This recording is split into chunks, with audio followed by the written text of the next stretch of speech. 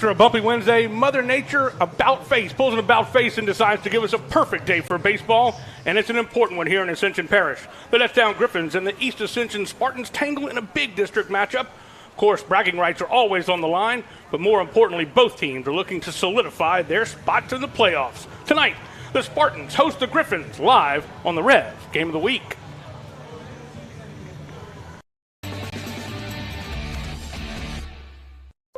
REV Business is connecting companies from the bayou to the river to the lake with the technology, expertise, and uniquely homegrown support that only REV Business can deliver.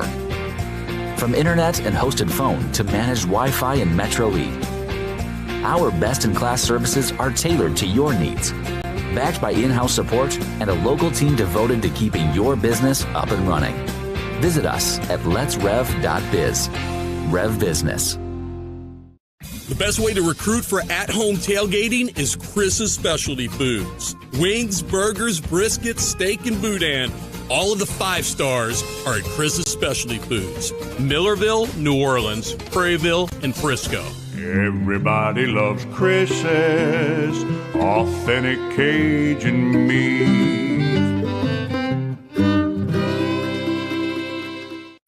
We just moved, so there's millions of valley is in bloom, over 9 acres. When we started, we grew 1/4 of an acre. Now I'm taking on new products on the regular. We always dreamed of having this property, so I want to make my yard look as beautiful as largemouth bass. Yep. We've got tons of them, don't we, buddy? There are millions of ways to make the most of your land. How will you make the most of yours? Come see us at Ascension Equipment for John Deere sales and service. Save more today and mow tomorrow.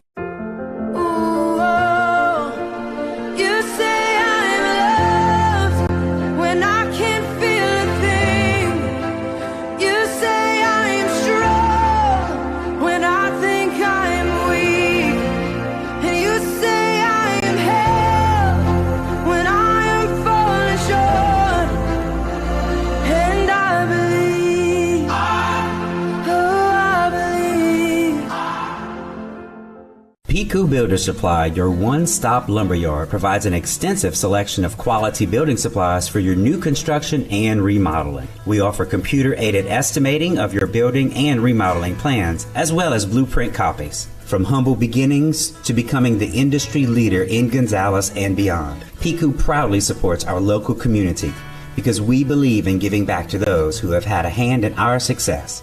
Let the experts at Piku Builder Supply help you with your new project today. This is a walk-on athlete. They push harder and put their heart into the game. This is the passion we're built on. It's why we put our heart into creating game day with a taste of Louisiana.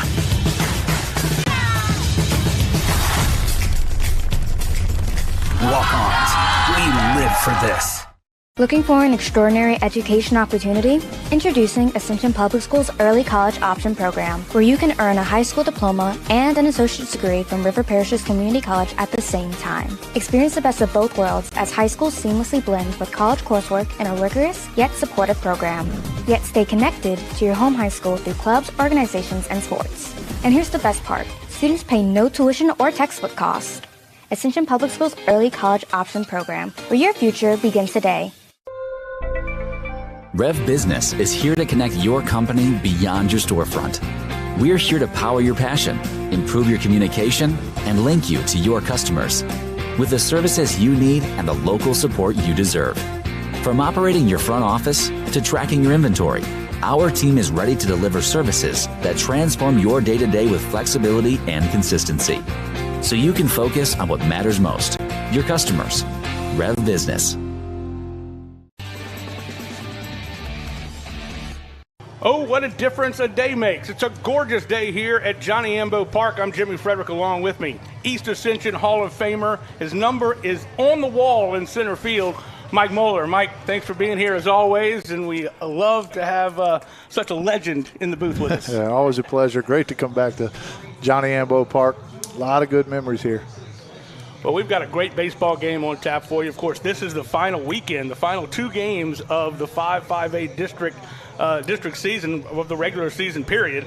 And we expect this one is going to be a hard-fought baseball game between these 2 crosstown rivals. Yeah, we saw East Ascension a couple weeks ago travel to Sandoval and take one from them. As we take a look at their records in the 5-5A district, a little bit of a shakeup. Sandoval dropped one to Walker, put them in second place at 6-2. So Live Oak stands on top by themselves at 7-1. You see Walker and Dutchtown coming in the middle there at 4-4. East Ascension at 2-6, and Denham Springs rounding it up at 1-7. You know, Dutchtown played Denham Springs Saturday. Had played 22 guys, said Coach Jack Snyder, in the ballgame. It was a total team win, he said, and he was very, very pleased with the way his team came together. They were up 6-3 going into the top of the 6th inning. Ended up giving up 4 runs and had to come back in the top of the 7th and ended up winning 10-7. Yeah, good stuff. I mean, you made that point that we're towards the end of district play right now, and, you know, Dutchtown knows they're going to be in the playoffs, trying to vie for, you know, one of the top 8 positions for sure, so they can draw that first round bye. But always good to get as many people in the game when you have a chance to towards the end of, you know, regular season play. That way you can get a little tune-up for everybody should you need them during the playoffs. Not expecting a lot of balls to jump out of the park today. We've got a northwest wind going 15 miles an hour, basically blowing straight into the field here. But it is a beautiful day for baseball.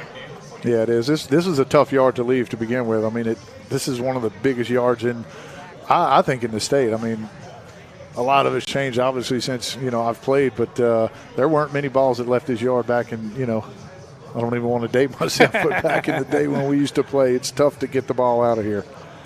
Well, this is a special game, and we're going to talk more about that as we get on, but it is a special game here at East Ascension. It's the 10th annual Alan Rowell Memorial Game. He played here back in 2008, 2011, so definitely a special game here tonight. Yeah, special game, and, you know, just a kudos to East Ascension to keeping that, you know, his story in the forefront and, you know, recognizing that every single year. I mean, we've been here a couple times, you know, when they've done that, and just a great turnout and just a great, like, upstanding kind of way to, you know, just to keep his name and, you know, involved in this legacy. Well, Dutchtown had a couple of tough ones last week when we were with them at Santa Ma, but they definitely overcame them when they played Denham Springs on Thursday of last week, I guess, or Saturday and Tuesday of this week, excuse me. And, of course, these teams will meet again tomorrow. Yeah, you're right. So, I mean, we saw, like you said, we saw them back-to-back. We saw one game at Dutchtown and one at Santa Ma, 2 completely different baseball games, right? The first one got a little sloppy. The weather wasn't good. Just kind of not a lot of energy. Second one, way more crisp, 4-2 baseball game, more like the 2 teams that we know how they play. That's kind of what we saw that second matchup. We had a long conference at the plate with our umpires and our 2 coaches. It looks like things are starting to break up, as you see. Just saw the East Ascension squad in the dugout getting ready. They're amped up and ready to go. Dutchtown got their bats and helmets on. They're ready to rock. We're about to have a live rendition of the national anthem. You don't have that all the time here in baseball, and so we're excited about that. We're going to have one of our local trumpet players, Casey Ball, will step out on the field and play the national anthem.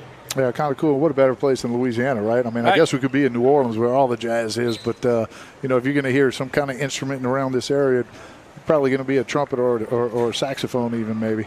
Without question. So we've got a great lineup for you. Again, it is East Ascension and Dutchtown.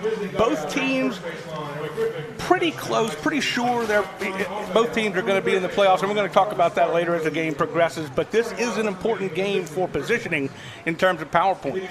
Yeah, I mean, we mentioned Santa Ma and Dutchtown currently in those top 8 spots, you know, where you can draw that first bye, and they want to stay there for sure. And I mean, we've seen East Ascension come in and kind of spoil. They beat Dutchtown 1 out of 2 last year towards the end of the season. Kind of shook things up as far as the rankings go. We saw them beat Santa Ma a little bit earlier, so never know what can happen. I mean, we talk about these crosstown rivalries, you know, within this parish.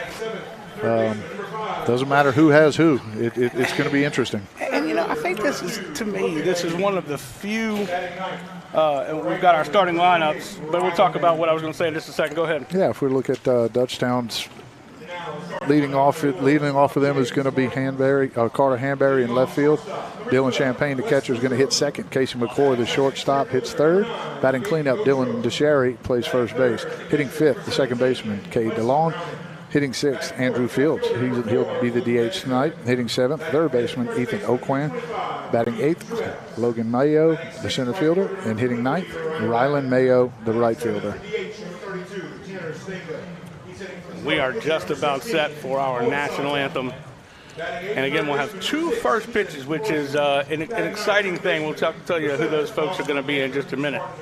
But remember, Casey Ball is going to be blowing the trumpet in a live rendition of the national anthem momentarily.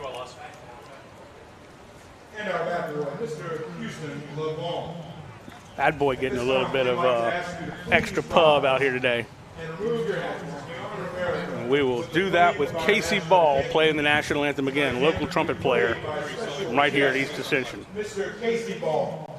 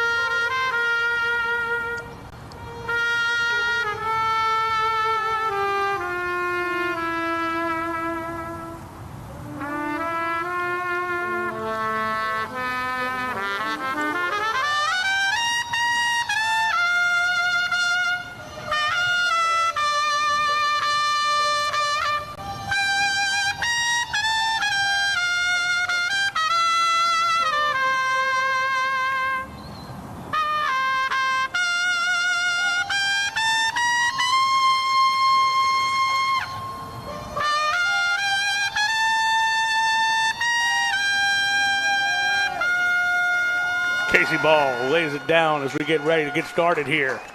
I'm not a trumpet player, but I can tell you those high notes are probably not easy to hit. Well done. Excellent job by Casey Ball right there. It is Dutchtown and East Ascension. And what I was going to say before we went to the lineups is that Ascension Parish is an interesting, special place because of the fact that they have about to have 4 schools in the same district, I would imagine. Right. With right. Prairieville coming in next year, and it's always a rivalry. I mean, every game almost, the whole district schedule is a rivalry. Yeah, and it's kind of come full circle if you think about it. Back in the day, every one of these schools had a high school. You had Dutchtown High School, which turned into Dutchtown Elementary and Middle. You had Gonzales High School, which turned into Gonzales Middle. You had Santa Maria High School, which turned into Santa Maria Middle. Then they all combined and it was East Ascension High School. And then they had Santa Maria, developed the high school again in 78, then Dutchtown back in 02, 03-ish, and then now Prairieville is going to be added to that. So this parish is just exploding. We're seeing Larry Hebert. He's the grandfather of Alan Rowell, who, of course, this is the 10th annual Alan Rowell Memorial Game, and we certainly celebrate the life of Alan. He was a committed baseball player here at East Ascension, tragically losing his life in a car accident back in 2014. But congratulations on Larry being able to throw out the first pitch here tonight, and you see the entire Rowell family back there cheering him on, and got to be a special day for them. I mean, I certainly think about Alan every day, but this has got to be a special time for them to really honor his memory. Yeah, and to know that everybody else is kind of behind him in this, this ordeal. It's just, I don't know. You can't say enough about him. The respect that East Ascension pays to Alan. like I said, we've seen it a couple times. We've been here for 3 or 4 of them, I guess. Yep. We've seen a couple of these tributes, and they're just special. We have one more ceremonial first pitch. Walter Traveler, who is a retiring assistant principal here at East Ascension, and he will head to the mound and do the honors to really get things going here in this big 5-5A district matchup. Yeah, good for Walter, man. He's a good guy. He better throw a strike. He's an athlete. Yeah, we played basketball a long, long time ago together, but he really good athlete. I got to throw out the first pitch one time at LSU. How'd that go? It went well. Almost hit the plate. Strike. I knew Walter would throw a Absolutely. strike. Yeah, I knew he wouldn't let me down right there. Of course, I warmed up for 2 days ahead of time, and my arm was so sore when it was time to do it. Yeah, I don't know. You get a little nervous, kind of locked up. You think so? Yeah, I did absolutely. A little bit. He didn't, of course but you I did. did. Yeah, I've done a few, and then it's like, oh my gosh, you pitched, your whole life, you can't throw a strike. That's embarrassing. So you have a little more added pressure. Absolutely. Right? Well, I didn't have your pressure. I mean, I wasn't a EA Hall of Famer or anything. Yeah. I was just a Cox guy. They couldn't find anybody else to throw the pitch out, so let me do it. And then I had to do it from the rubber. I did it from the rubber too. Yeah, I can't do it from the front. No. Yeah. I did it from the rubber. Yep. I mean, I might have dribbled it, but actually I threw it a little high. I got to him. Fun time on the trail right there. Let's play some baseball. If it were up to me, I'd be saying batter is up. Yeah, about ready to crank up. You see the Spartans gathering over there around third base, chomping at the bit, ready to take the field. Hansberry will be your first man to the plate for Dutchtown, and he leads the team with a batting average of .359. Got 2 dingers. I don't think he's going to add to that today, but he's just looking to put the ball in the play and lead things off. Yeah, I don't know if anybody can. He can. That kid's you're right. Good strong, point. man. We saw him on the football field kind of have his way with a lot of those other teams. I was talking with the PA announcer, and he said, man, I'm so glad this will be the last time I have to say Stansberry's name. Excuse me, Hanberry's name. He's also pretty quick on the base paths. He's got 7 stolen bases. Yeah, I saw him run I don't know, they call it a 100-yard run play. They pitched it to him about 9 yards deep in the end zone, and he took it. So I like to say it's about 109 yards. Unbelievable. Just blew by everybody, outran him for well over 60, 70 yards. Wow. Case Ball again playing everybody on the field. I'm not sure that I've ever seen a live walk-up in the song before. No, so I don't know if you know the history of that. That's the Mets closer. I can't recall his name right now, but he blew his knee out in the World Baseball Classic last year, before spring training, right? But he used to come out to that song. That was his walkout song from the bullpen in New York, and they actually got the guy who played that song in New York live a couple times, and he would walk right out behind home plate whenever he was coming in, and he would play that song on the trumpet live. How cool. Coach Chuck Snyder there. 17th season. Yeah, he's been here a long time. Took over for Mike Toop, 17th season. Got a solid record, 398 wins, 194 losses, and 2 ties overall. District played just as impressive at 139 and 49. And in the playoffs, he's got 28 wins and 21 losses. I'm watching poor Owen start pitching, and I'm worried about walking. Well, it would be kind of neat if he was able to get his 400th victory at home tomorrow. That would just be a cool thing to see. Edwin Diaz was the closer for the Mets that I couldn't remember.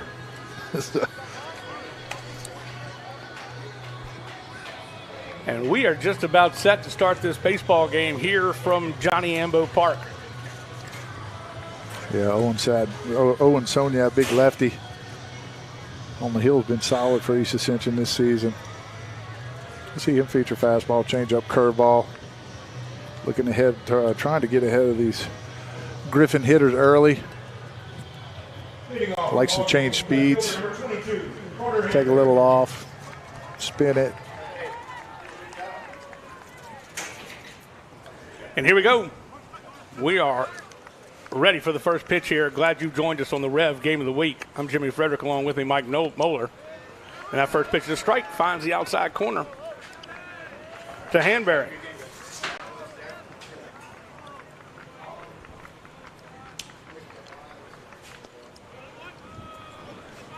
I could try to break something off down and in right there. Go Hanbury's back foot.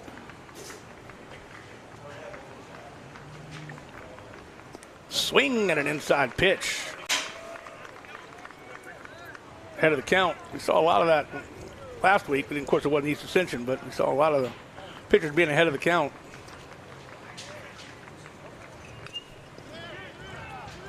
A little short chopper to third base.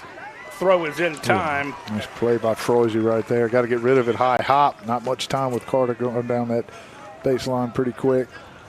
With that, we'll take a look at East Ascension defensively. In the outfield for the Spartans, from left to right, we have Luke Decato, Caden Gotro, and Ryder Babin. On the infield, we have third baseman Ethan Froese, shortstop Wes Boudreaux, second base Dawson Landry, and at first base Reed Truax. The battery today for the Spartans on the mound, Owen Soniat, and doing the catching is Hudson Browning. Soniat 4-1 on the year. He had a couple of no decisions.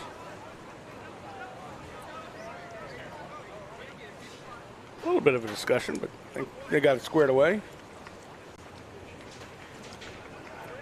This will bring up Dylan Champagne, the catcher, batting .282 on the season. Put this one right back to the pitcher. Check that.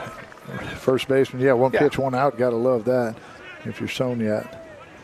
Efficiency at his best. Threw about 4 pitches to Hanbury. Got a 5-3 ground out for the first out. Just 1 pitch to retire Champagne. Sorry about that. The sun got me. A little low that time. First pitch to McCoy is a ball.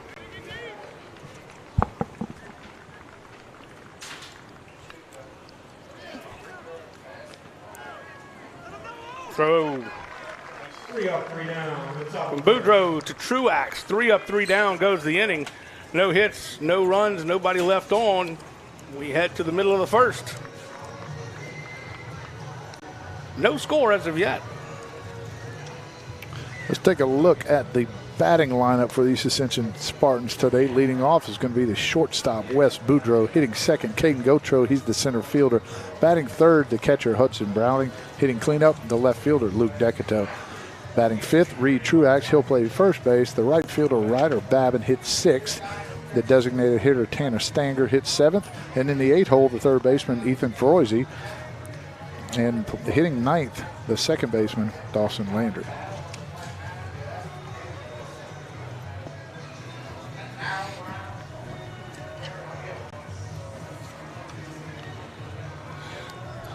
So Boudreaux, Gotro, and Browning.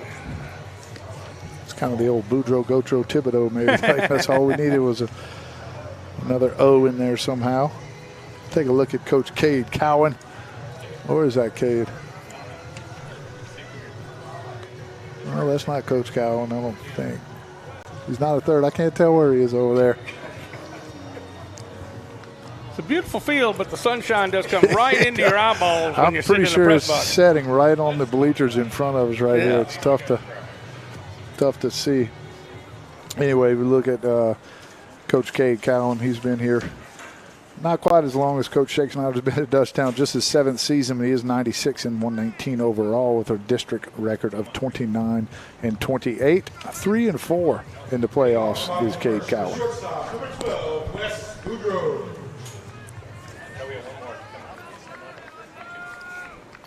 Boudreaux will step up. He's the shortstop. Had a good play to end the first top of the first inning. This pitch just catches the outside corner. Oberly, we got to see him on Thursday, and he pitched a nice little game. Yeah, he did. He's going to come in with an ERA of 2.85. He's thrown 34 innings on this season. He's 3-0 so far, no saves. He's given up 34 hits in those 34 innings. He's got 23 strikeouts and 25 walks.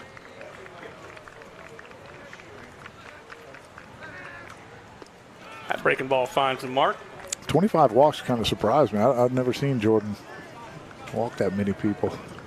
And we didn't see it the other night either, No, right? we Because did he was filling up the zone. He might have had 2 or 3 tops. Must have been battling, had a little hiccup or something maybe early in the season. Count evens at 2 balls and 2 strikes to the first batter of Boudreaux for East Ascension.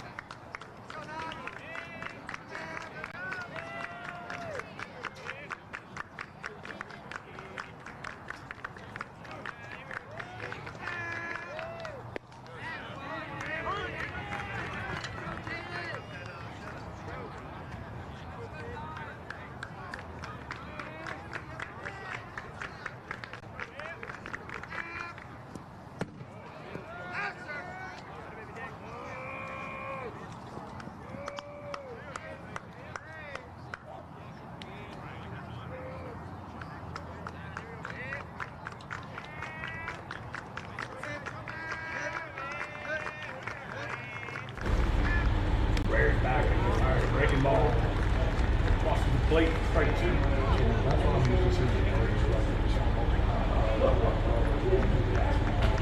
He can throw that breaking ball.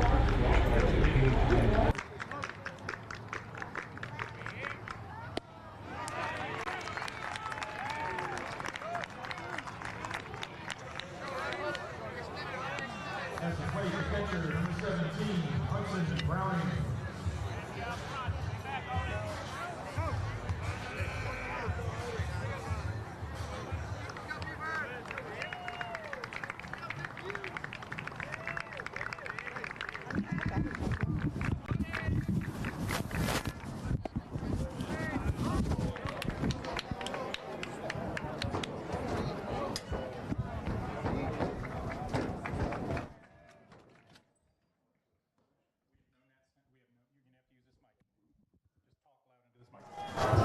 All right.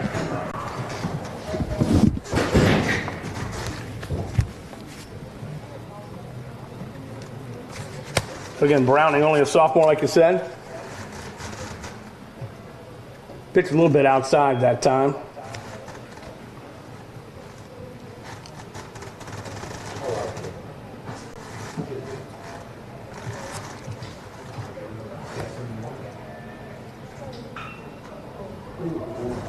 Looper to left. And they'll make the catch. Will Hanbury. And we go 1, 2, 3 in the bottom of the first as well. So we will head to the top of the second. We are scoreless here at East Ascension. We'll be back right after this. You're watching the Rev Game of the Week.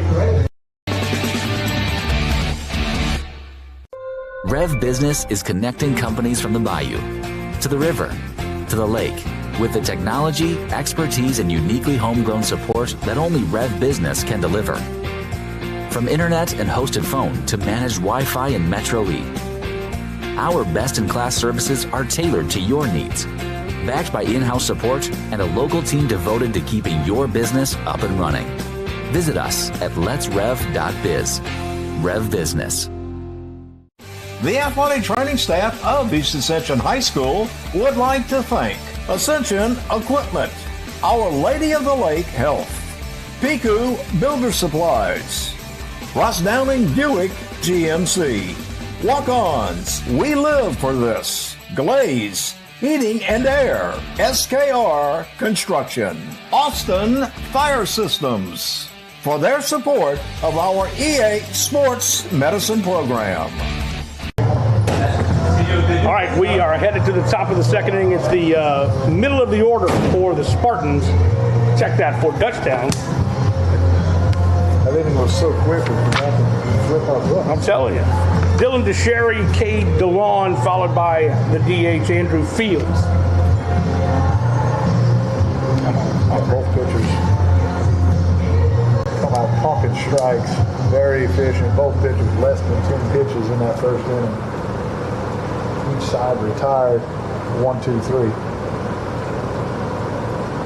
Well, as a pitcher, you want ground balls are good as a strikeout. I mean, it may not look stat-wise that great, but that's exactly what you're trying to get these guys to do. You want ground balls, and you want them early. You want to be able to stay in the game as long as you can. Right? Your job as a starting pitcher is to get as deep into the game as you can and give your team a chance to win.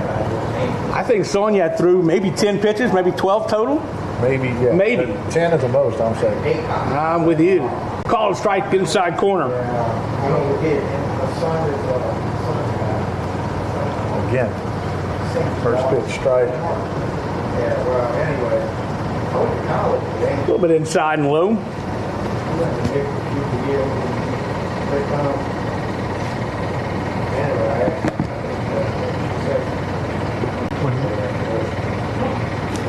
Blew it by him that time.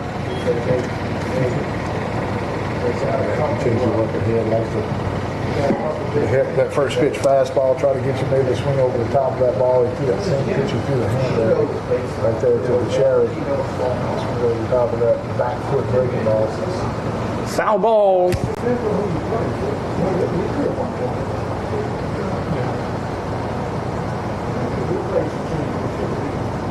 One ball, 2 strikes. This is our first batter here in the top of the second inning.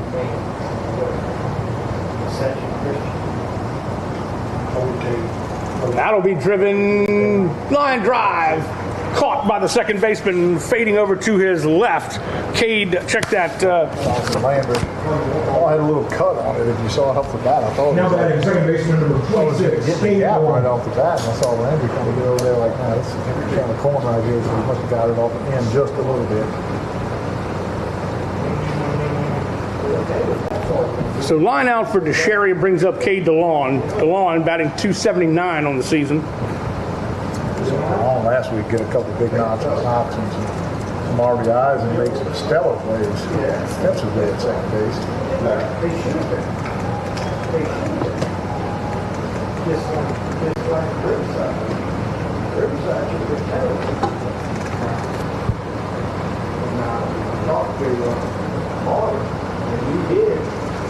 Call strike.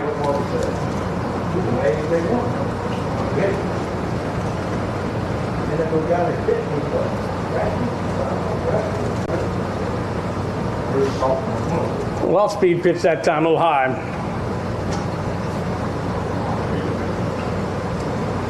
First time he's gotten the count to 3-1. 3-1, really uncharacteristic. We've only seen 5 hitters. And he'll walk him. Good eye right there by DeLon. You see Sonia just came in firing strikes to those first 4 hitters he faced. Now batting the DH number 14, Andrew Field. DeLon didn't expand the zone. A lot of times you see hitters do that when they know that the pitcher's throwing a lot of strikes in the strike zone. Go up there hunting that first fastball and maybe expand the zone and get themselves out on the pitch just off the plate. Pretty good lead for DeLon, and Sonia will throw back over to first just to make sure he doesn't get too frisky over there.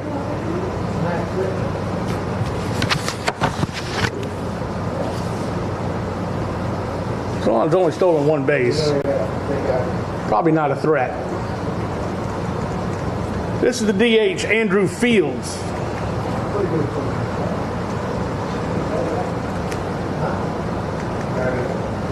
Fields a .233 hitter on the season. That one will find the mitt. There he is, right back in the zone. Made a little adjustment right there. Wasn't kind of high, probably wasn't finishing.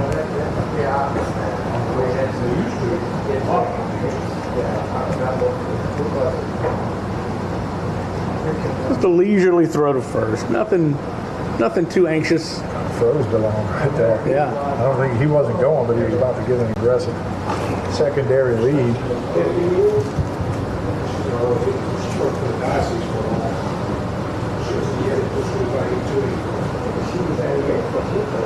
This one will be another can of corn right to Landry, and Landry has the second out of the inning. And almost carbon copy of the Sherry's little line out right there, and that's what Sonia's going to do. He's gonna keep you like off balance, right? He's going to change speeds a lot, even with his breaking balls and changeups. I mean, just not going to throw 95 by you with the fastball, but he's going to change the speeds 10 to 8 to 10 miles an hour with between his fastball and his off-speed pitches.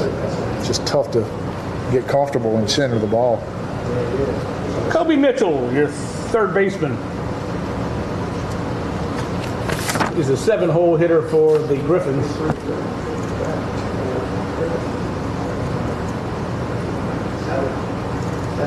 Not the best batting average, but been effective at times.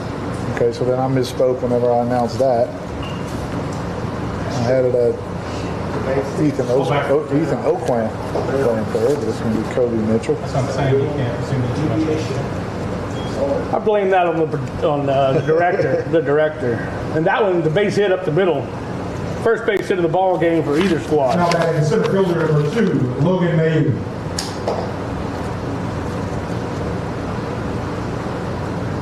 Sorry about that, Kobe. Logan Mayu now steps up to the plate. Got a runner in scoring position with the walk to DeLon. He's at second base. Mitchell's at first with the base hit.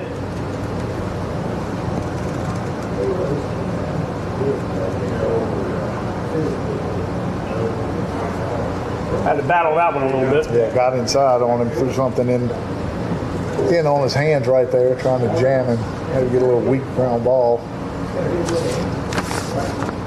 Mayo just calm enough to foul that off.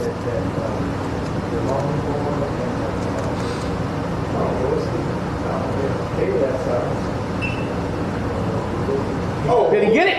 Did he catch it? Almost caught it with one hand. And he flips it to the shortstop, Boudreaux, and he couldn't handle it. Good effort, though, that time for Landry. That would have been, he would have recorded all 3 outs in the exact same spot. That ball hit just a little bit harder. Kind of faded away on him as he was in the air. He said, I thought he timed it perfectly. That ball kind of just faded away from him right there at the end. So I would say that was a base hit, wouldn't you? Yeah, absolutely. Dutchtown's going to push across the first run of the game. The heads up by Cade DeLong, running on contact.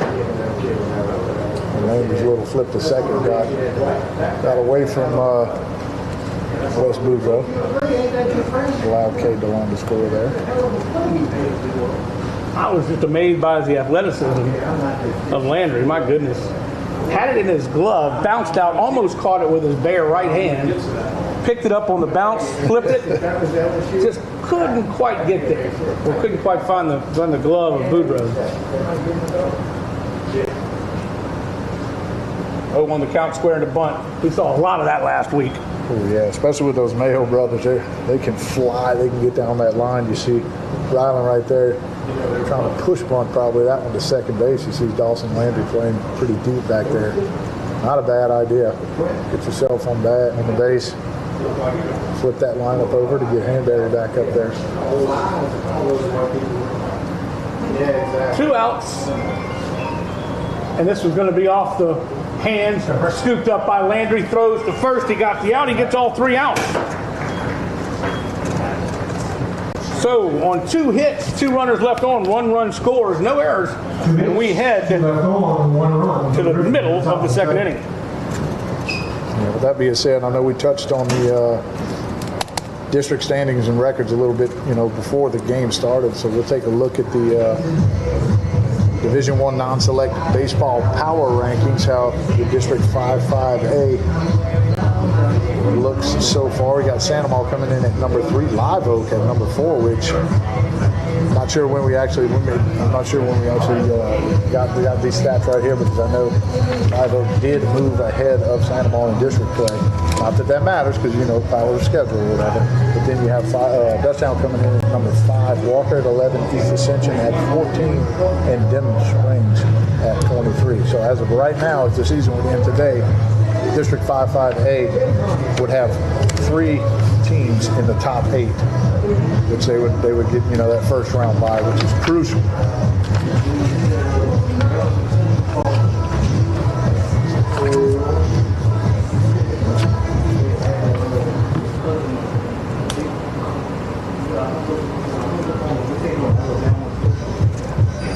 This is live TV, everybody, so we do have a few glitches going on. We're making up for some technical difficulties, so if the audio sounds a little funny and some of our graphics aren't popping up, it's just because, well, the gremlins are here. And we're human. Well, that's it. All right, back to the middle of the order for East Ascension. It's Decato, followed by Truax and Babin. Oberle's throwing heat, another strike.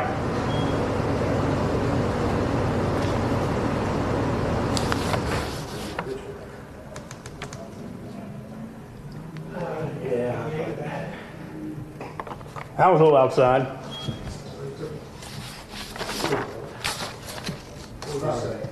One ball, two strikes. It's our first batter in the bottom of the second inning. 1-0 the score as Dutchtown pushed across the run on that incredible play. Almost an incredible play at short at second base.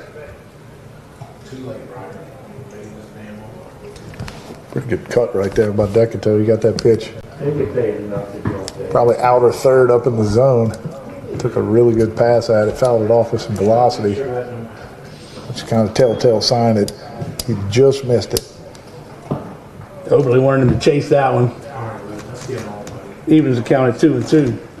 They're making throws like 30 pitches to him. Inside. Good take, good take. Be ready.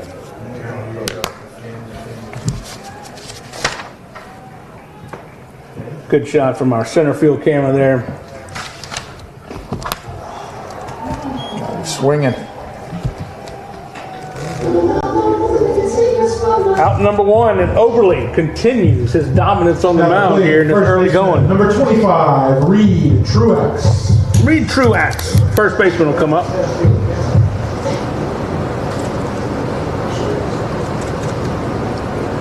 No base runners yet for East Ascension. So the first, plenty of time that time as McCoy zips it over to the Sherry, adding by 2 or 3 steps. Truax pretty aggressive right there, trying to jump on, maybe ambush that first fastball. Sometimes that's the only pitch you get to, number 23, take that first one down the middle, and then they go to paint some corners on you. You wish you would have swung at that first one. That's what Truax did there. Just kind of got on top, rolled over it for the second out of the inning. I got 15 pitches for Oberle. And I may be giving him 1 2 minutes. Strike, man, he is throwing that first ball strike beautifully. Again, that's what we're used to. That's what we saw from him last year. That's why I mentioned that the 25 or whatever walks in the season is a little surprising to me, because this is what I'm used to seeing.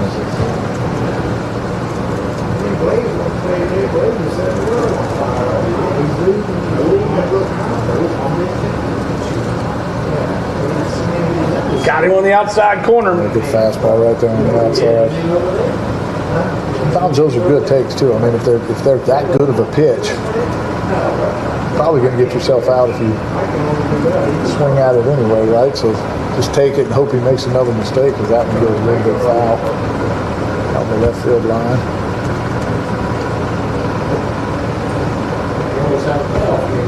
Two balls, 2 strikes, 2 outs. This is the longest at bat for Oberle yet.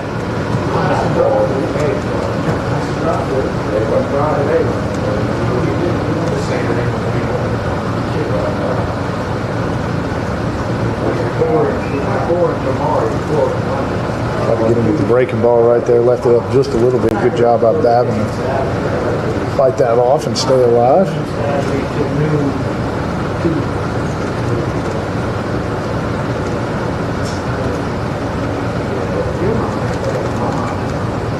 Another one.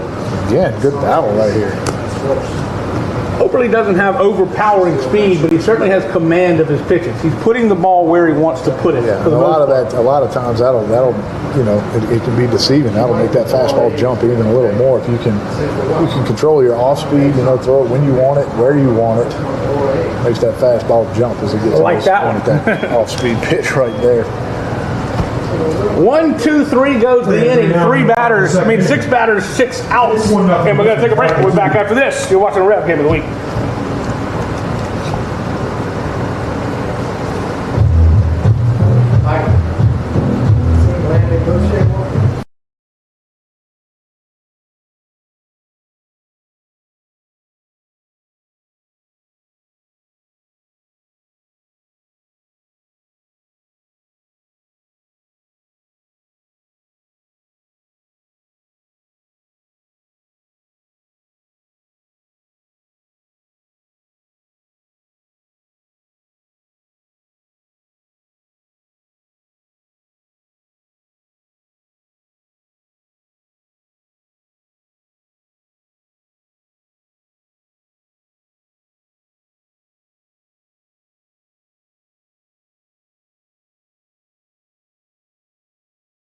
Hit the ball just right at several players.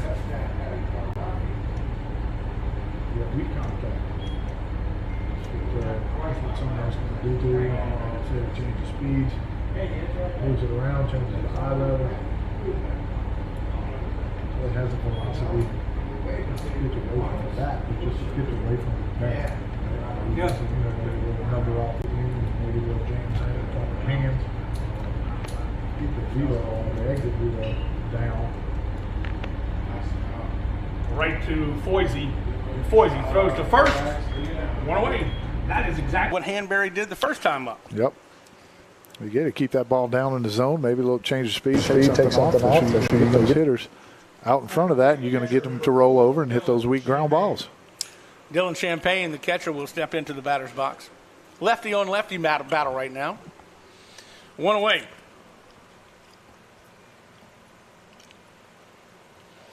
A little off-speed pitch. Good pitch. First pitch, breaking ball. Great pitch. Now you got Champagne thinking, okay, got to protect against that because I know he can throw that for a strike, right?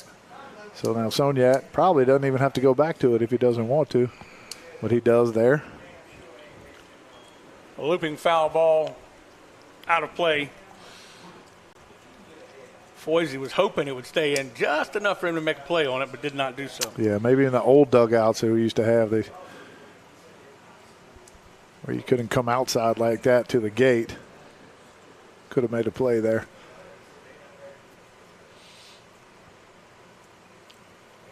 And there it is right there. Threw him 2 breaking balls on the outside, got him out in front, tried to come in, rush him with a fastball in the inside corner right there. Good job by Champagne to get a piece of it.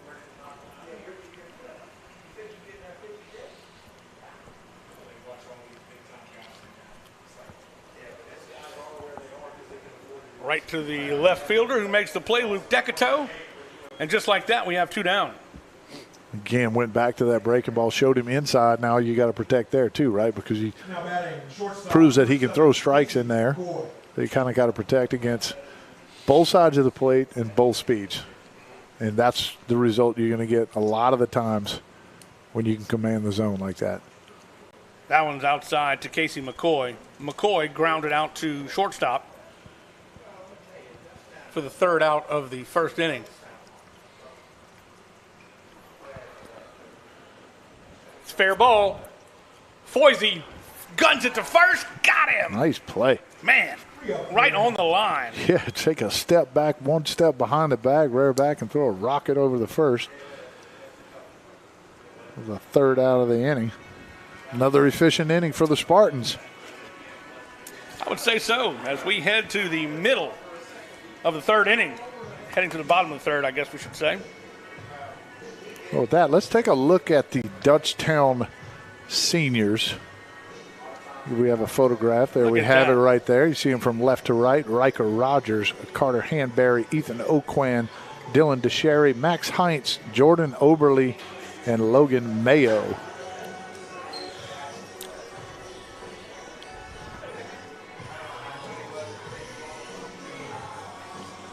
Good-looking group right there. Been around for a while. Experienced a lot of wins. Did that senior class right there. We have shed the Gremlins, and we're back to action live and in person.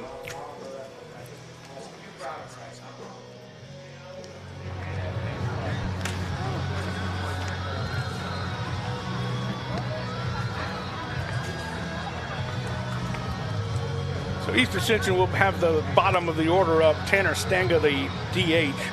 Ethan Froisey, third baseman. And the 9-hole hitter, Dawson Landry, your second baseman.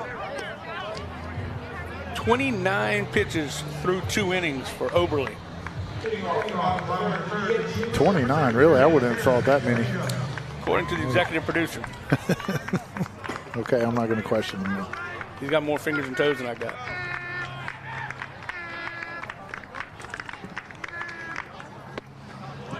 Ooh. Again, efficient. Starts Stanga off with strike 1. 29, or that was his 30th pitch, actually. Retired all 6 of the hitters that he's faced thus far. Foul ball. 0-2 count. Stanga coming off that broken leg in football. He has worked very hard to be back where he is today.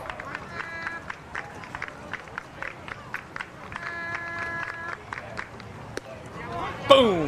Got him looking. That is a paintball right there. Can't throw a better pitch than that.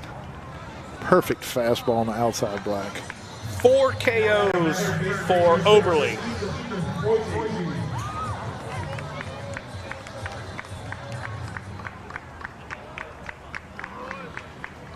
Froisey, the third baseman, who's gotten a lot of action so far in the field this evening, will have his first trip to the plate here in the third. Yeah, he has. Boy, he's made a bunch of plays over there at third base so far.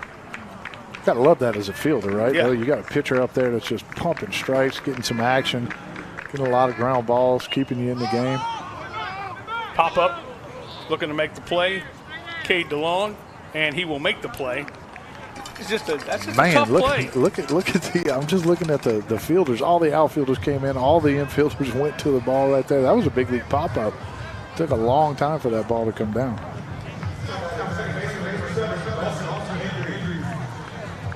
Dawson Landry, the 9-hole hitter, second baseman. His first trip to the plate here. 2 up, 2 down. I should say 8 up, 8 down.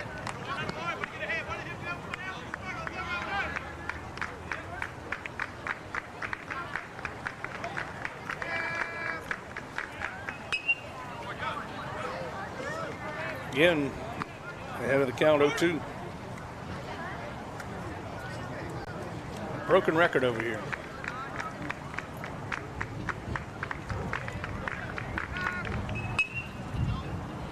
This is going to be scooped on the run. DeLon to first. Sherry steps on the bag. 1-2-3 goes the inning once again.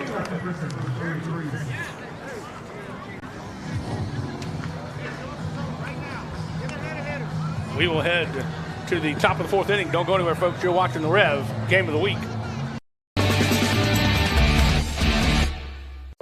REV Business is connecting companies from the bayou to the river to the lake with the technology, expertise, and uniquely homegrown support that only REV Business can deliver. From internet and hosted phone to managed Wi-Fi and Metro E, our best-in-class services are tailored to your needs, backed by in-house support and a local team devoted to keeping your business up and running. Visit us at letsrev.biz. REV Business. The athletic training staff of East Ascension High School would like to thank Ascension Equipment, Our Lady of the Lake Health, Piku Builder Supplies, Ross Downing Buick GMC, Walk-Ons, We Live for This, Glaze, Heating and Air, SKR Construction, Austin Fire Systems, for their support of our EA Sports Medicine Program.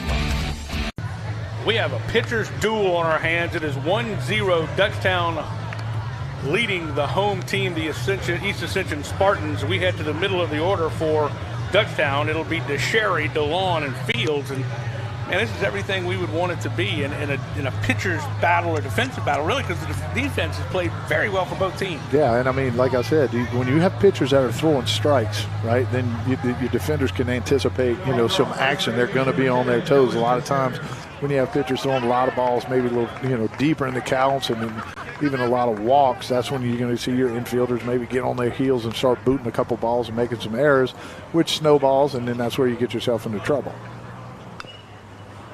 Another first pitch strike, breaking ball in there. Sherry's 0 for 1. Popped out to the second baseman in the second inning.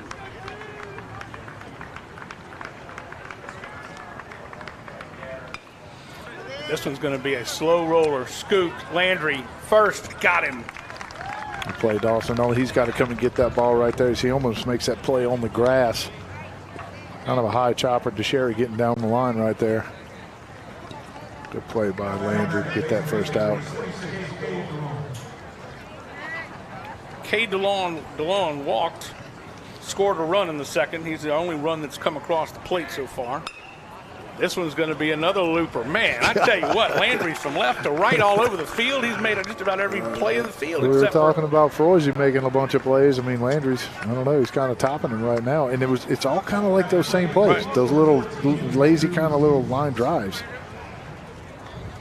Andrew Fields, again, I mean, he threw, that's his fourth pitch of the inning. That was his third pitch of the inning, excuse me. This is his fourth. Foul ball. Swinging over the top of it. It was breaking ball down and in on the right-hander's back foot.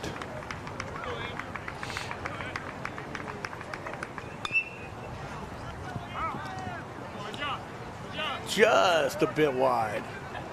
Not by much. Froese there trying to make the play again.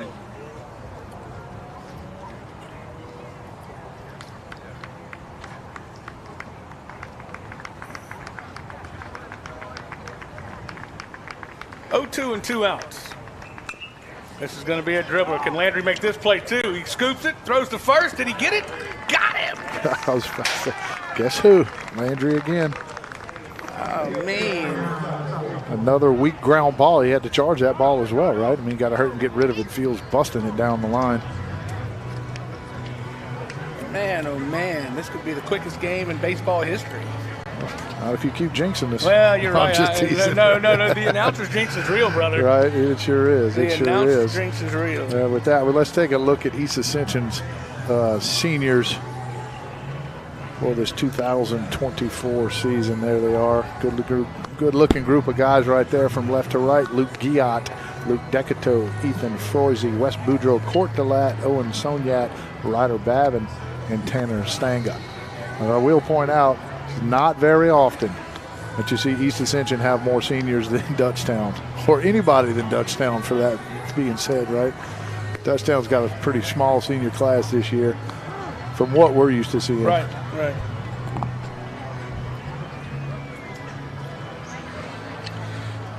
So East Ascension finally makes it back to the top of the order. We are in the top of the fourth inning. It's going to be Boudreaux, Gautreaux, and Browning. Man, where is that Thibodeau when you need him? I tell you.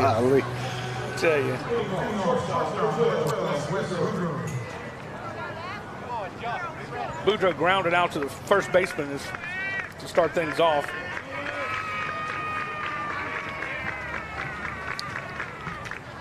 That one a little bit inside. Still no hits and no base runners even for East Ascension yet. Yep, 9 straight for Oberle.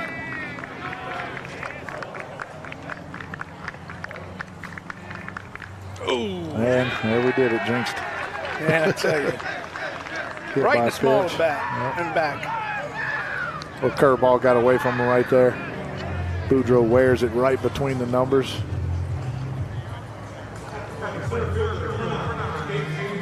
Caden Gautreaux will step to the plate.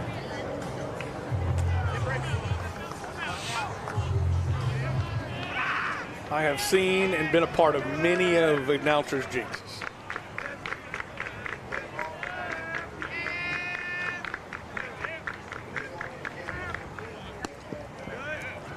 Squaring the bunt was Gautreaux, pulls it back. High, ball one.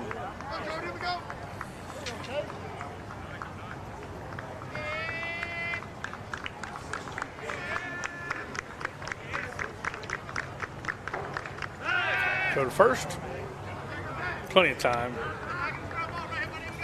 Got him out. I just want to mention I did have the names mixed up on East Ascension's seniors there. This bunt is foul. If you want to go back and look at some point, it's going to be Luke Giat, Luke Decato, Ethan Froisy, Wes Boudreaux, Cordelat, Owen Son. Okay, no, that's what we had. I don't know what the confusion was there. Might have had a little something different. My apologies. We got them all in there.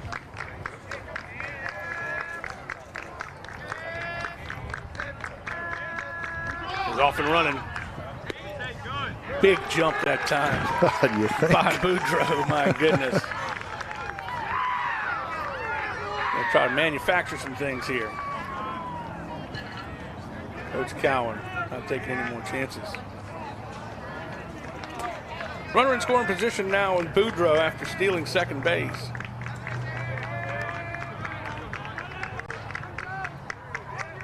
Two balls and a strike to the second batter, Gautreaux. This one got him again. It's going to be a foul ball. Tip. Oh, my goodness. Thought he got him right in the ear hole. It might have, but I think he got that bat first. That's the old deer in headlights right there. You square around, he throws them right at your throat. Great job Kind by of self-defense. guys. Oh, great, yeah, great replay right there. Well, we did see somebody get hit in the head in our game on Tuesday of last week. Yep. Beamed him right in the noggin. Luckily, he was fine.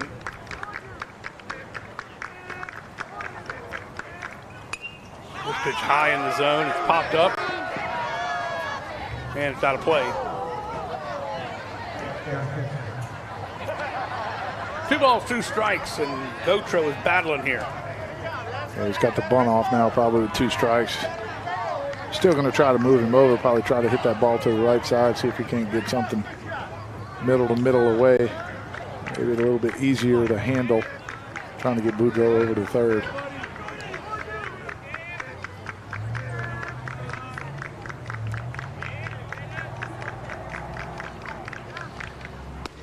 Again high.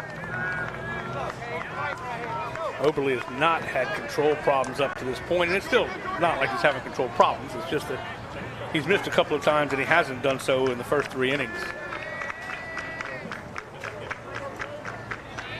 First full count of the ball game for Oberle. Fouled this one back. Gautreaux hanging tough. Gautreaux struck out the first time up. The first of 4 strikeouts for Oberle today.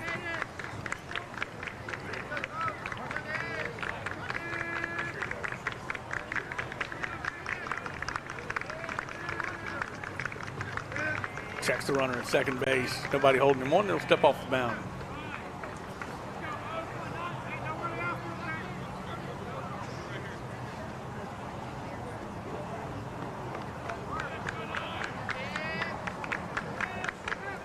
To the plate, did he go? Ring him up. Strikeout number 2 for Gautreaux, 5 for Oberle. Big strikeout for Oberle right there. Good battle between the two. Gautreaux fouling off a number of pitches. Oberle gets him on a high fastball. Kind of got him caught in between. Hudson Browning steps up. Which is huge because it still leaves Boudreaux at second base, right? Yeah. I mean, basically it still scores him. He's still in scoring position, but you get him to third base with less than 2 outs. Your percentages get a lot higher to get him in from third base. Fouled off.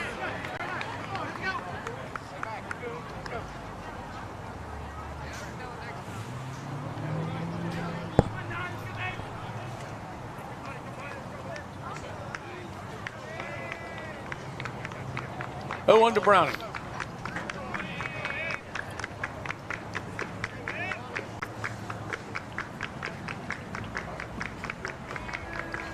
Oberly will step off. Just keeping him honest because Boudreaux got that big jump going to second.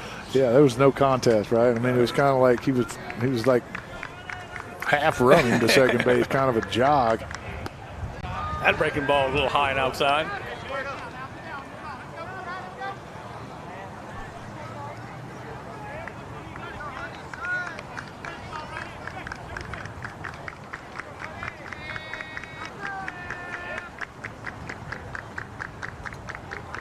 Squares to bunt, lays one down. Beautiful bunt. It'll be Champagne to first base, but he does exactly what he wanted to do, and that is move the runner to third base. Beautiful job. Yep, good job by Champagne right there. You saw him come out really quick, and he was kind of like, hey, is this going to go foul? And he was like, I don't have time to try to make a decision, to take that chance. Pounces on it bare hands, which is what you're supposed to do when that ball is stopped. Makes a good, strong throw to first for that second out. Luke Decato. Step to the batter's box. First inning for 4 batters for East Ascension. This one gets past Champagne just a little bit. They throw it, and now they're going to try to run and score. We have our first tie of the ball game, as the flip from Champagne was not handled well by Oberly, and I think that's an over. I don't know. That flip's maybe a little bit wide right there, but I mean, if maybe as the pitcher right there, he covered home plate exactly like he's supposed to, but you take a peek at the runner at third, he wasn't coming. That's when you just say hold it, no, or whatever, right? Because I mean, Champagne, he's taught to like just turn and flip that, right? Unless you hear something otherwise. Well, regardless, it's an error, and they score. And so we have a tie ball game. Yep, and that's what East Ascension does. They're going to move runners over. They're going to play some small ball. They're going to get some, hit some balls in the gap. They're going to find a way to push some runs across the board. All started with that stolen second base, I think.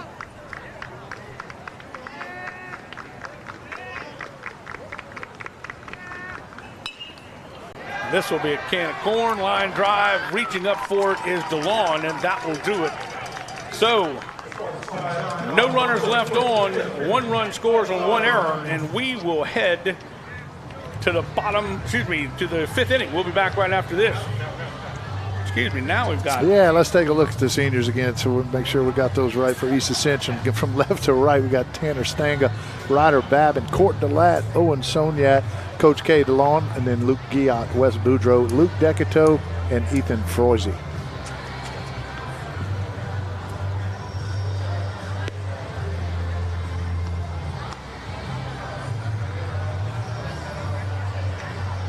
All right. Bottom of the order for Dutchtown now. We're in the 5th inning. Kobe Mitchell. Had to make sure, man. The way things are going, it's going quick. Logan Mayo and Rylan Mayo are our 3 batters here to start this one off. Mitchell, Mayo, and Mayo. It's kind of like the 3M. Boudreaux, Gotro, and Browning.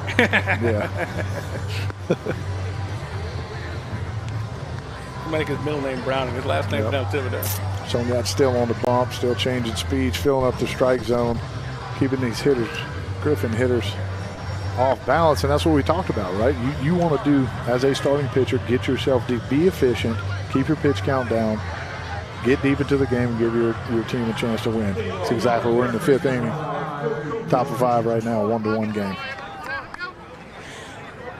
Only 1 hit between the 2 teams so far.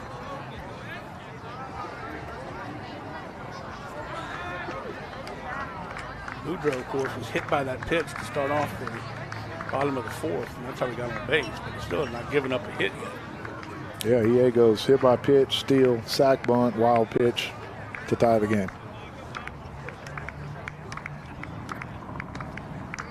Mitchell at the plate for Dutchtown. Perfect strike.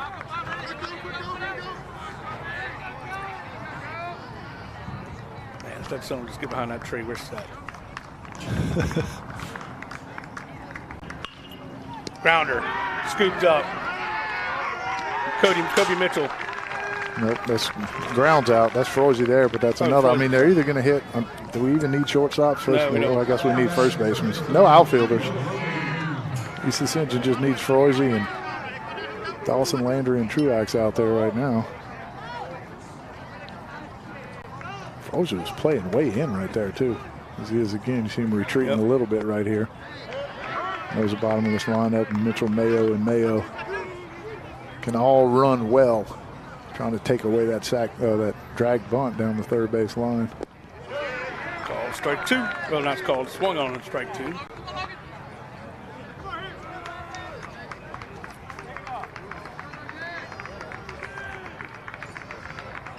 Soniak, grounder, shortstop.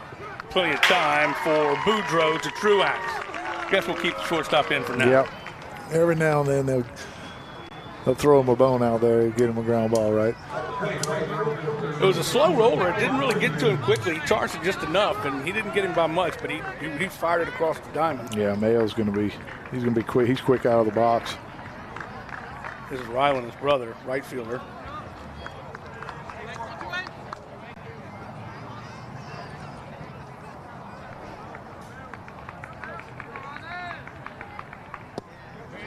Ooh, I thought That must have been down. Good looking pitch, but from our angle, not quite as close as It looked like it split the plate.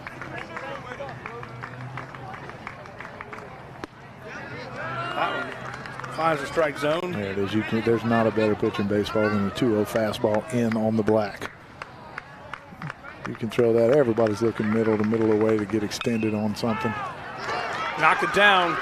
Froese air mails it into the dugout. I think it went out into the parking lot, actually. I thought I saw it go like over the fence, maybe. So it'll be base hit for Mayo, and he will go to second on the error. Yeah, that ball got on Froese in a heartbeat. Got a glove on it, knocked it down. It's hard to know when to hold off. You know, you've got that. You're making the play. You're inside the play, and yeah, you're right. And he was knows off it was hit hard, right? Right. Because it kind of, it got on him really quick. So he probably thought he had a little time. Again, Mayo's gonna be flying down first baseline, trying to steal a hit right there. Might have made Froese kind of rush that throw just a little bit. And call it the hot corner for nothing.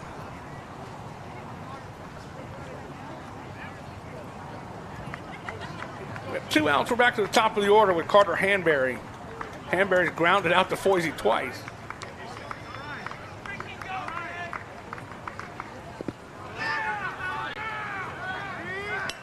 They run back Mayo.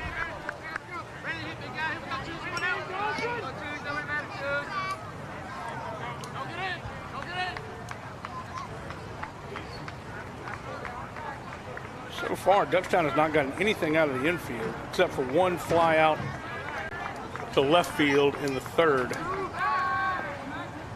Mitchell got that base hit in the second. Other than that, a lot of action for the infielders today.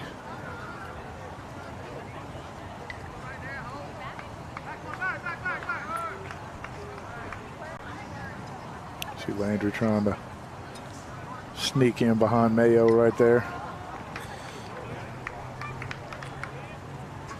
I'd be surprised if they put a little something on.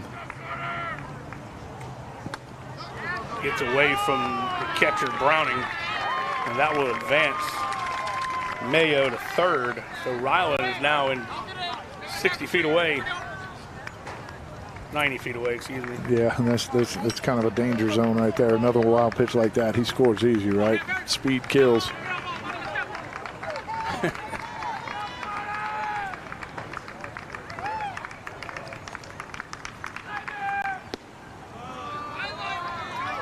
Two and 0 now, or 3 and 0 actually. To Hanberry, who we saw Soniat just get on top early in the strike zone, his first 2 at-bats. Fell behind here now. Pumps one in there for a strike, 3 and 1.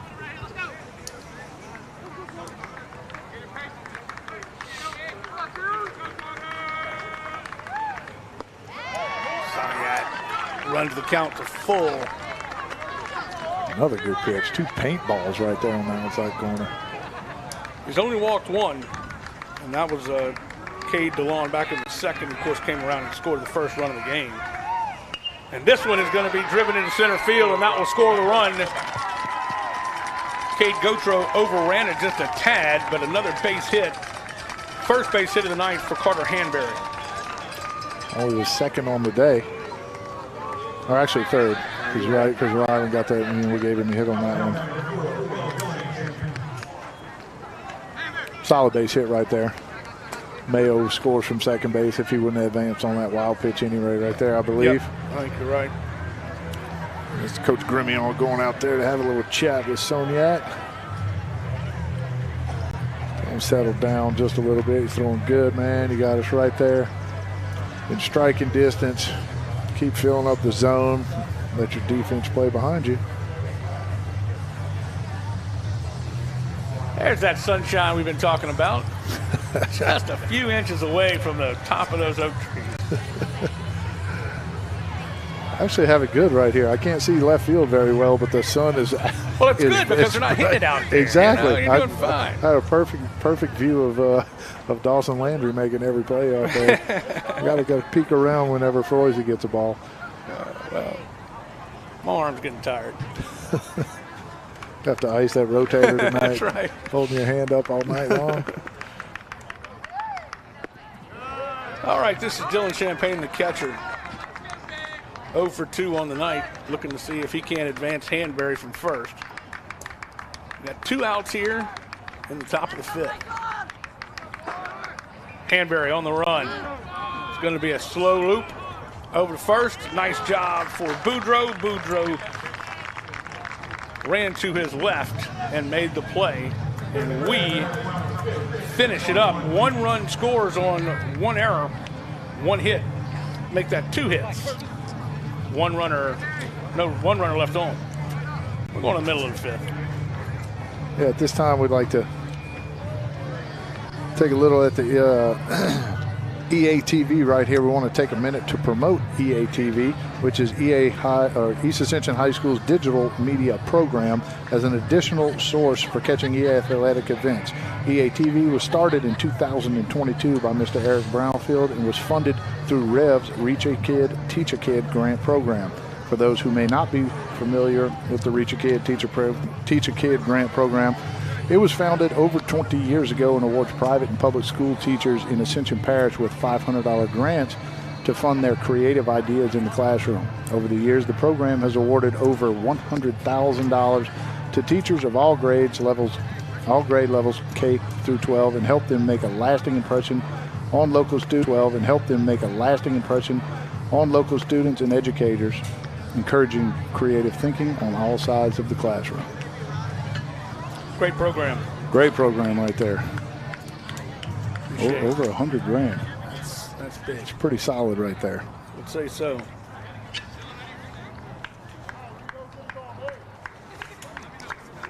Oberle back on the mound. Still has, should I say it? I'm not going to say it. All right, I won't say it either. He's got another 1-run lead here, though. We could say that. Yes, he does have a 1-run lead. Truax has been solid on first base. He has only been to the plate 1 time this evening, and he grounded out to shortstop.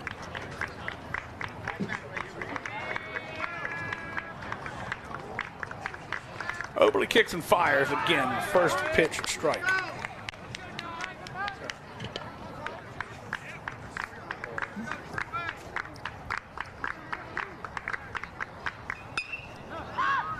Ball.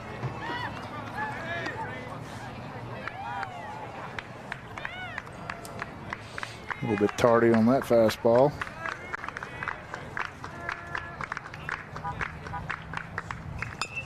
This will be a slow one down the third base line.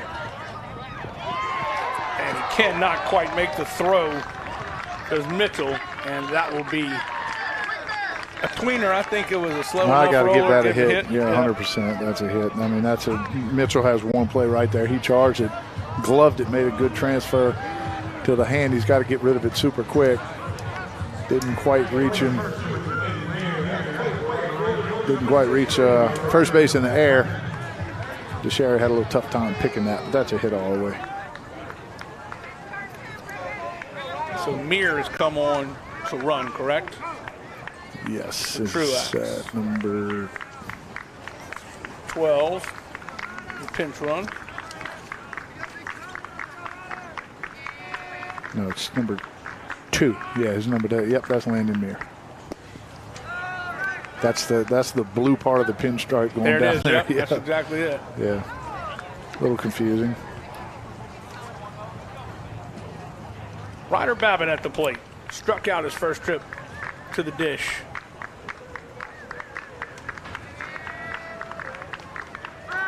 Steps off. Thought There we about go throwing. again. Oberle he's not going to get caught off guard here. He's like, no more free passes. Doesn't have to make a throw, just a little, fake step off the back of the rubber. Let him know I'm thinking. I know you're over there. I think Willie Nelson said something about you're always on my mind. They knew he was going to bunt, and he was way up. Mitchell. Couldn't quite make the play in foul territory. Yeah, I'll be surprised if Mir doesn't try to swipe this bag right here.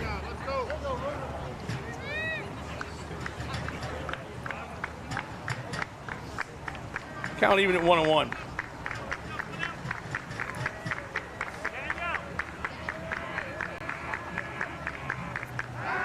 Oh, did he get him? Yeah, he got him. He leaned a little bit, picked him off. Yeah, that was huge. If you looked at his the way he's set up, he's got his right foot open to where it's tougher to get back to first base because your left foot is actually in the way. Unless he was planning on maybe stepping first with that left foot, he just kind of got hung up in the turf there. It looked like. Nice move for Oberle. Oberle is doing everything correct so far tonight. One's across the board. Fouled off on the breaking ball.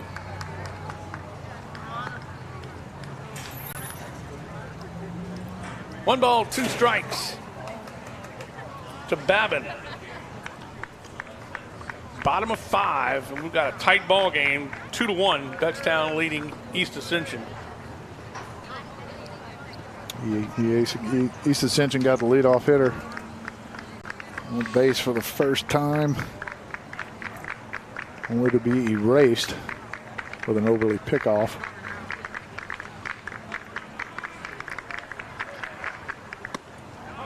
Whoa, got him looking on the outside corner. And that's a second strikeout for Babin and the 6th, I believe, for Oberle. Yep, that's what I have, 6. Perfect pitcher's pitch right there. Not much you can do. I mean, if you best case scenario, you kind of wave at that and maybe try to foul it off and live to see another pitch. Swinging and missing at that one. Is Tanner Stanga, the DH.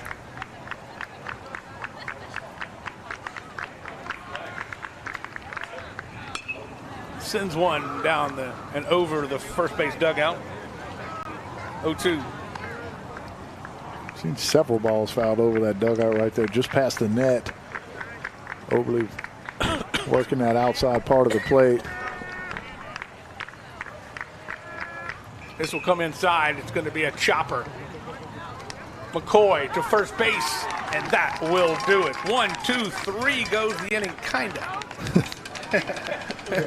We head to the 6th. No runners left on. We'll be back right after this. You're watching the REV Game of the Week.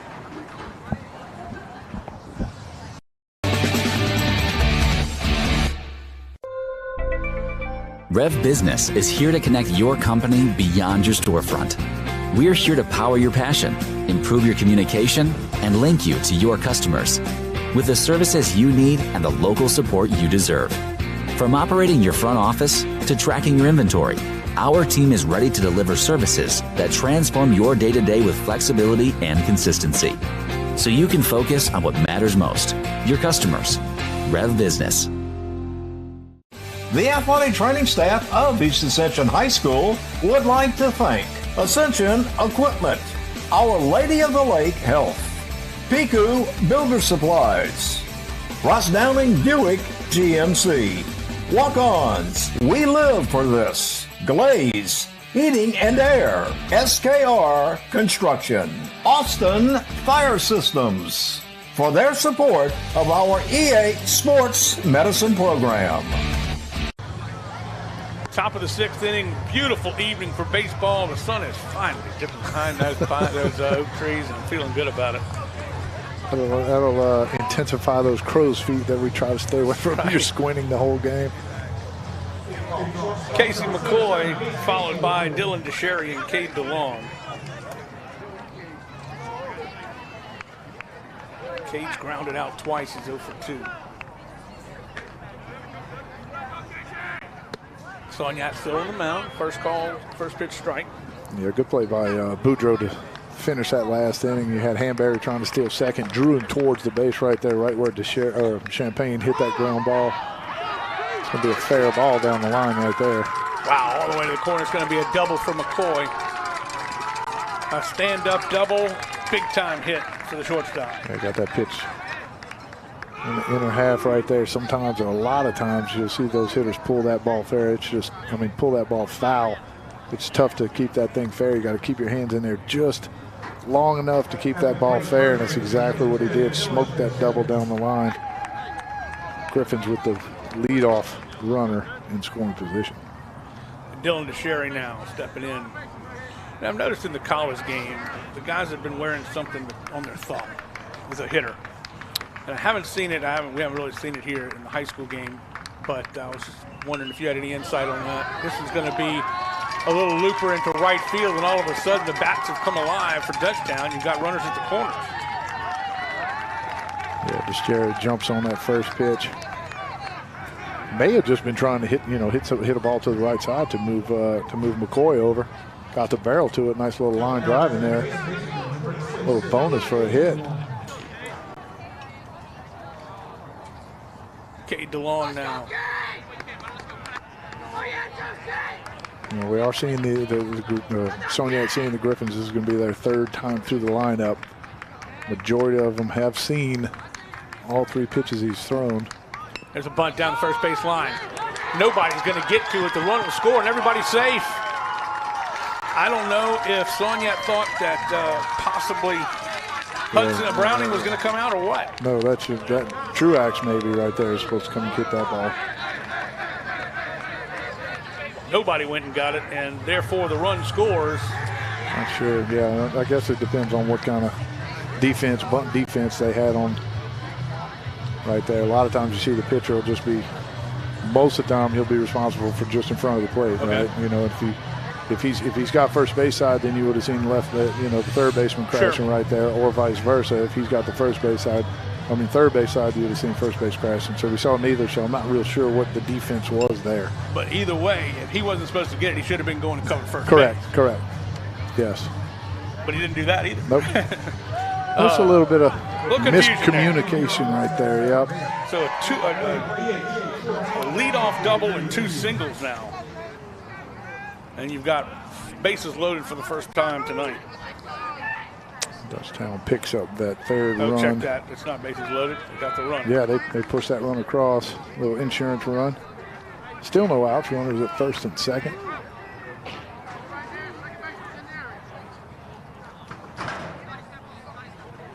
Sonyat steps off the mound. Of course, had a little chat with the coach and just calming everybody down a little bit.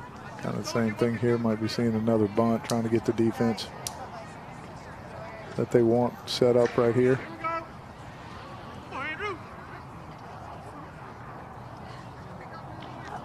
This is Andrew Fields, the DH.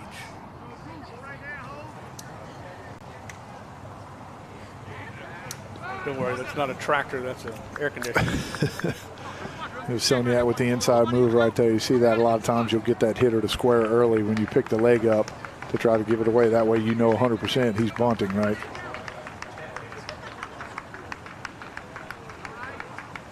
And he does square. Called strike. Well, not called strike. He offered. Yep.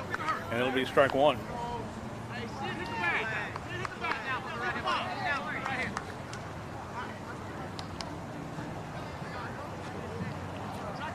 As you said, no outs. A run has scored.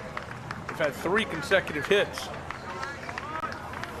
That's a beautiful bunt right in front of the plate. Browning throws to first and draws the first baseman off. The Truax had to get off the bag to make the catch, and he still didn't make the catch. The run will score from second. Will DeSherry. And DeLon goes into third. So another big bunt, and unfortunately an error by the catcher. Yeah, did what he was supposed to do, pounce on that ball. You know, called it right away. He was going to take control. Exactly what he was supposed to do. Kind of maybe double clutch, it looked like, maybe trying to throw that ball to first base. Pulled Truax off. Just wasn't able to corral that and come down and touch the base. Replay right here, you see him just over the outstretched arm of Truax. And that's kind of where you get into trouble a little bit too, when you get that first baseman jumping, leaning in toward the path of the runner. Sometimes you see some collisions there. Usually don't end well.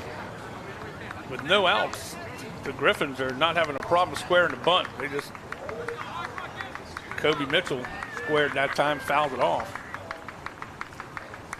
Squares again, pulls it back, calls strike 2. Probably won't square this time. You see Landry come all the way in from second base right there. He wasn't going to let a tweener happen again. Runner at first and third.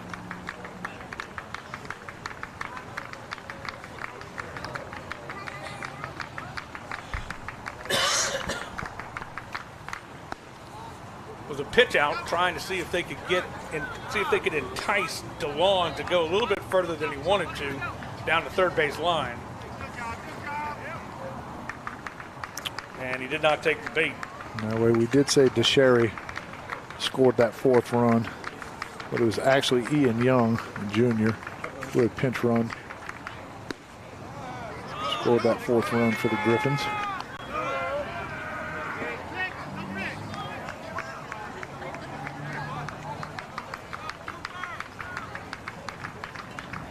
Two balls, 2 strikes, no outs, 2 runners on. Top of 6.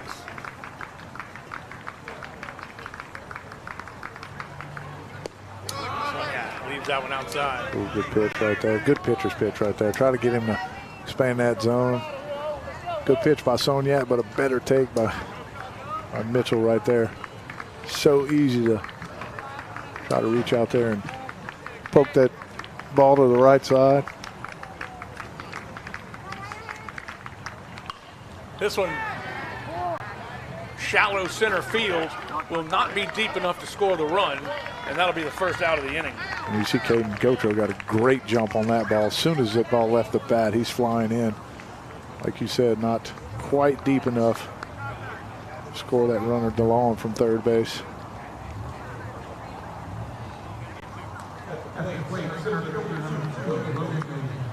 Logan Mayu will come to the plate. Still only the first out for the Griffins. I was smart. You might would have, maybe a closer game later in the game. Maybe with 1 out, you might have seen Coach Shake try to get DeLon to tag right there, but trying to be safe right here. I'm not sure. With a pitch right there. Maybe thought they were going to have a safety squeeze or something to pitch out. Looking back to the third.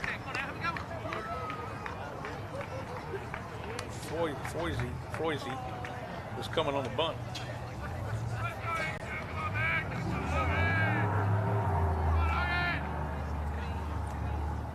There it is. Bunt down the first baseline, just perfectly executed. No play, everybody's safe. Boom, that's exactly how you draw it up. Yep, and the safety squeeze right there, bunt it to the right side, make somebody on that right side feel that ball right there. Your main goal right there is you're trying to score DeLon from third base, right? You're trying to get that ball to the right side. Make somebody on that side feel that play. It's exactly what they did. Mayo fast enough to not even make a play there at first base. This may be it for Sonia. I'm looking over to see if anybody's warm, and they will make the call.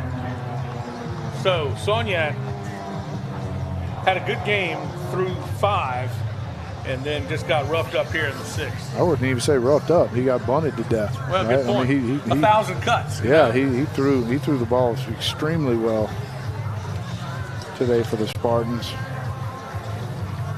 A couple of defensive miscues there, right there, and that's how fast that score can flip. It's going to be Luke Guillot, or Guillot. Luke Guillot, senior right-hander for the Spartans.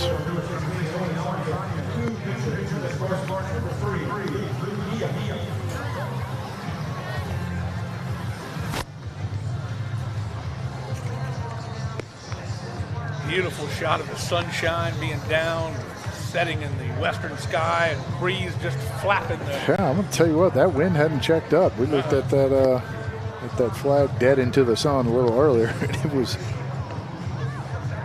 whipping already then. It hadn't lied down much at all.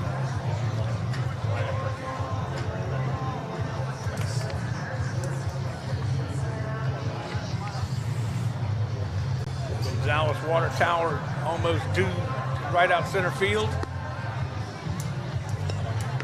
It is a beautiful place to play baseball here in Ascension Parish.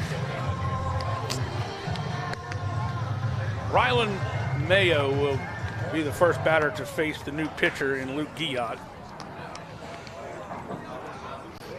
1 out. 3 runs have scored here in the top of the 6th.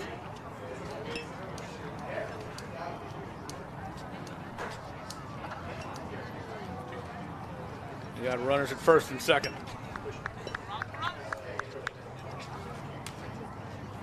One out. Is he going to do it?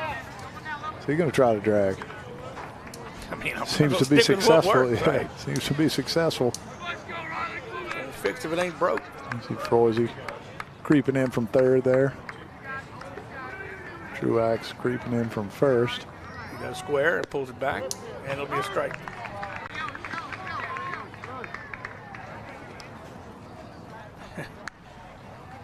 I would say Truax is squeezing.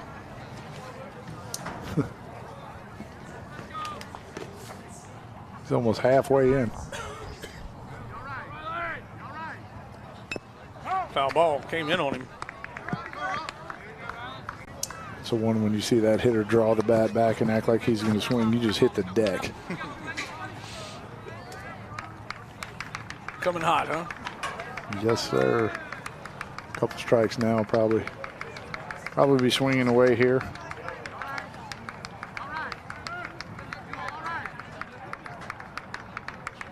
This one in on the hands, got him swinging. Strikeout for the new pitcher, Guillot, and that's 2 away. Comes in first hitter, punch out. Good job by Guillot right there. 0-2, got that pitch. 0-2 kind of elevated that fastball. Knew Mayo would be swinging away, took the bunt off. Got it by him just at the top of the zone. 7th batter of the inning here is back to the top of the order for Hanbury. Hanbury has a base hit on the dike.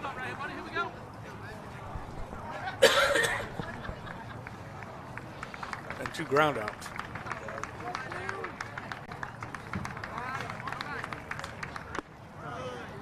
Inside. He tried to spin a breaking ball in there. Might have flew open just a hair. That thing stayed inside. Trying to work it back towards the middle of the plate.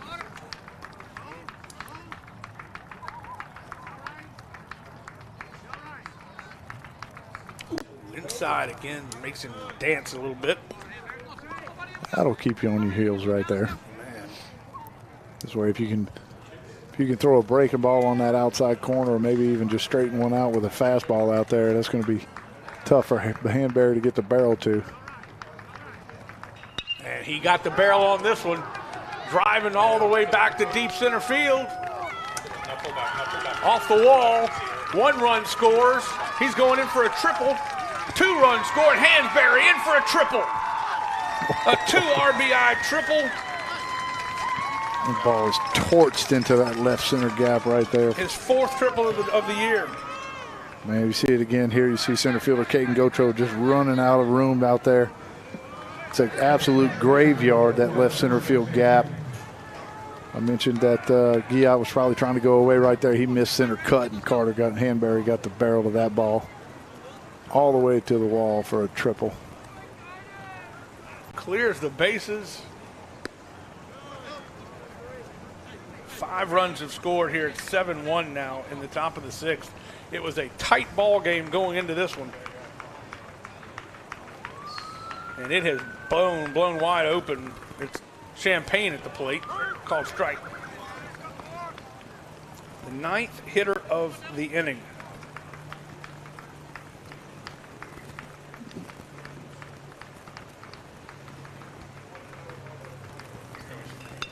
This will be Landry on the hop, makes the catch and the out in the throw, and it will end a very productive inning for Dutchtown.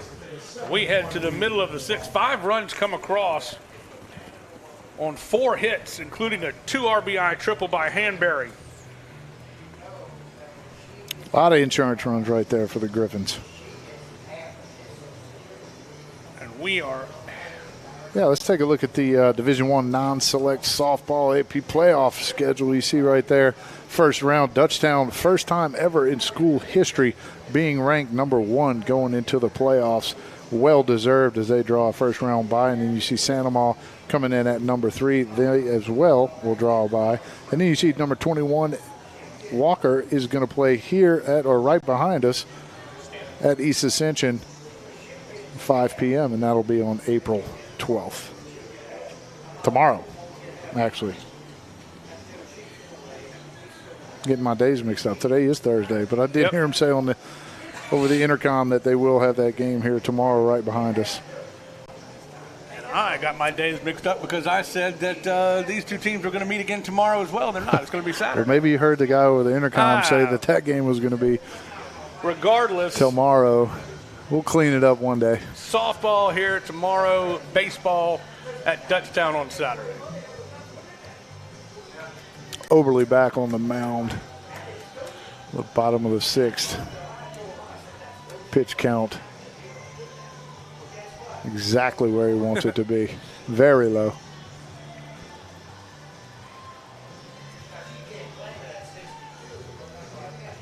We'll start off with the 8-hole hitter, Froese, followed by Landry, and then back to the top of the order with Boudreaux.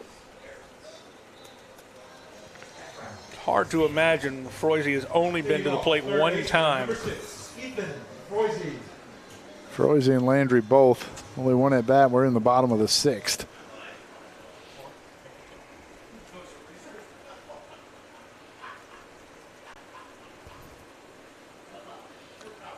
Whew, I thought that was piped. Must have called that one a little bit tall. Look like from here, got a lot of the white part of the plate.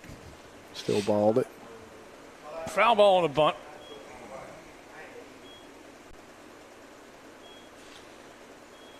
He hasn't gotten a lot of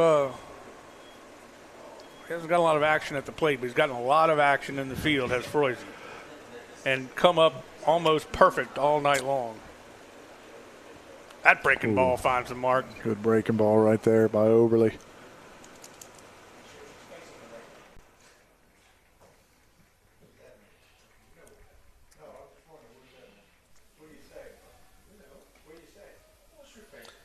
Evens the count 2-2. He tried to go right back to that breaking ball, just pulled it just a hair outside. Got him swinging at a fastball. Strike 3, and the first batter goes down swinging. It's number 7 for Oberly. Yeah, we mentioned his low pitch count. Starting this inning, he had 62 pitches. Coming in the bottom of the 6th inning, that's efficient to say the least, right?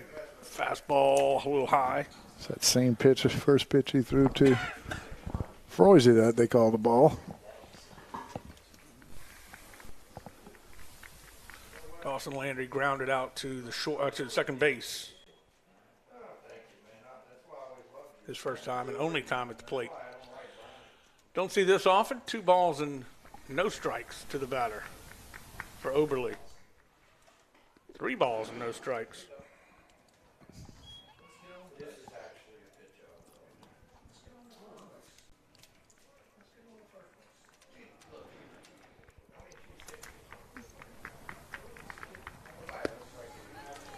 There it is, 3-0, little fastball on the outside. Pretty sure Landry taking all the way right there.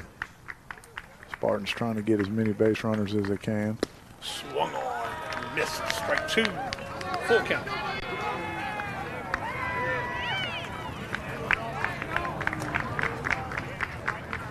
Oberle's giving up on 1 hit tonight. Ooh, I thought that was close. Good take for Landry, and Landry will draw the second walk of the game. Yeah, good at bat right there. Even though you got that 1 out already, you're just trying to get base runners, right? Don't try to get it all back at once. You can't hit a 6-run homer, right? You need some base runners first. Hard to do. Landry does his job. Boudreaux, top of the order. This one will be outside. A little update from within the district. After 4 innings, you have Live Oak leading Sandoval 3-2. Big game in the district. Big game. Live Oak is, I think they're 1 game up on Sandoval right now, so Sandoval could even the score with a W. This one sent foul ball out of play and right.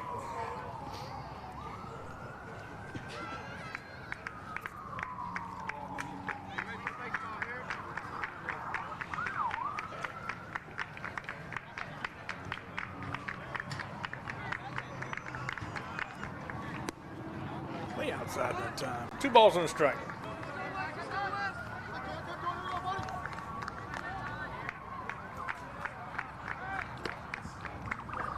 Try it again, right? Yeah. You already got 1. Might as well try it again. That's right. Landry not too far off.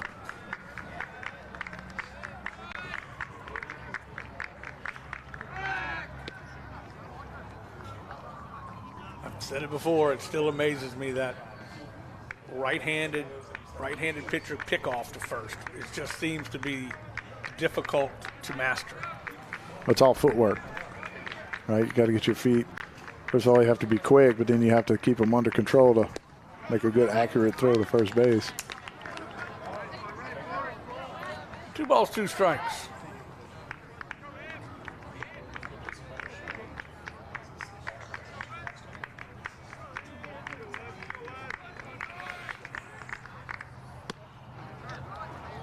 Concentrating on the batter now, runs the count full. Yeah, just a little bit up. Got 5 outs to get if you're Oberle. Yep. In your mind, the runner at first means something, but doesn't really mean something. Sure.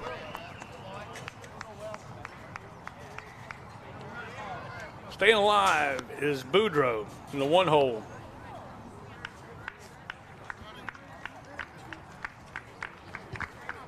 Landry was breaking on that pitch.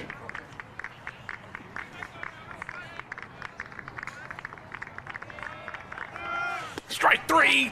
Throw him out, strike him out, throw him out. Got him. And that will do it. Unreal. 3-2 pitch right here. Good camera work. Look at that. Perfect throw. You see Champagne get rid of it immediately for the strike him out, throw him out to end the threat in the 6th inning. We will take a break. Nobody left on, no errors, no hits. We'll be back right after this. You are watching the REV Game of the Week. We head to the 7th. REV Business is connecting companies from the bayou to the river to the lake with the technology, expertise, and uniquely homegrown support that only REV Business can deliver. From internet and hosted phone to managed Wi-Fi and Metro E, our best-in-class services are tailored to your needs, backed by in-house support and a local team devoted to keeping your business up and running. Visit us at letsrev.biz. REV Business. The athletic training staff of East Ascension High School would like to thank Ascension Equipment, Our Lady of the Lake Health, Piku Builder Supplies, Ross Downing Buick GMC. Walk-ons, we live for this. Glaze, Heating and Air, SKR Construction, Austin Fire Systems, for their support of our EA Sports Medicine program. Welcome back. We head to the top of the 7th inning. We have a new pitcher in Court Romero. Yeah, the right-hander junior for East Ascension. Watching his warm-up pitches. It's like he likes to get down there pretty quick, a little bit lower than 3/4, but not quite submarine. Should have a lot of action on that fastball. Usually you see a lot of sink from pitchers with an arm slot like Court's.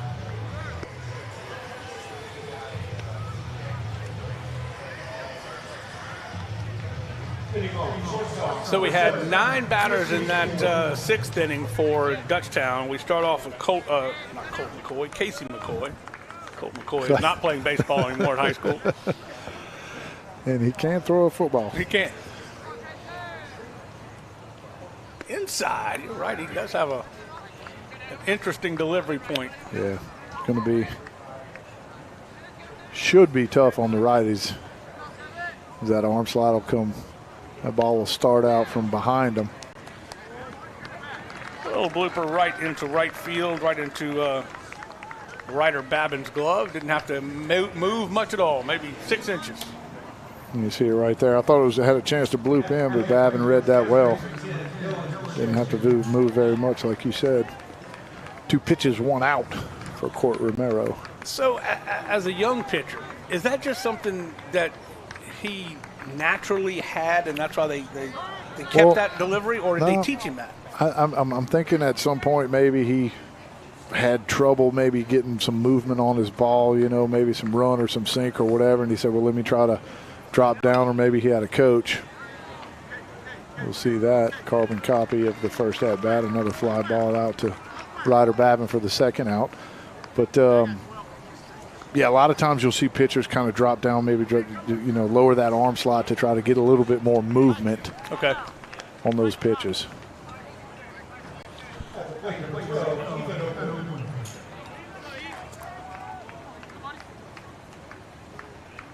Ethan O'Quinn is going to hit for DeLon, looks like.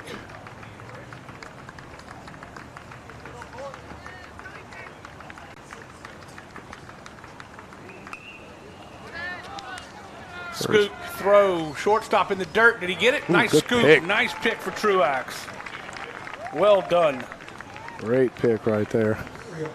O'Quinn swinging to the first pitch. See it right there. Boudreaux charges. A little short hopper, in between hop actually. Good pick by Truax right there. Spartans headed back to the dugout. Try to get something started here in the bottom of the 7th. Well, they've got a lot of ground to make up. 7-1 here as we head to the bottom of the final inning, possibly. If we can, let's take a look at the non-select baseball playoff format. You see right there, there will be 24 teams. The seeds that we talked about earlier, Santa Maria, Dutchtown, and Live Oak, trying to stay in that top 8. They will receive first-round byes. And then the seeds 9 through 24, they will start their series, best of 3 series, April 17th, and that will go through April 19th. And you'll have the regionals and the quarterfinals, which again will be the best out of the best out of 3 series, and it will be at the higher ranked teams park. And then semifinals will be on May 10th, finals May 11th, and both of those will be at McMurray Park in Sulphur.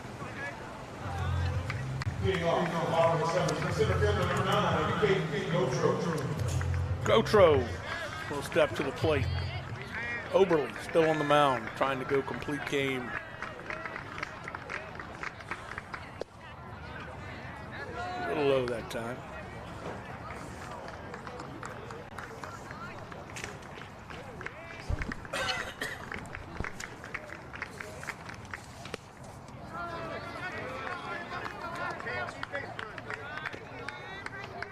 Two and 0. Oberle. Again, I can't say he's probably getting tired because he doesn't have very many pitches. No, this one will drop in for a base hit for Gotro. Yeah, Goto hit that ball pretty well. 2-0, looking something middle in. He got it and didn't miss it. Lead-off base hit for the Spartans. That's exactly what they need. That is only the second hit of the ball game given up by Oberle.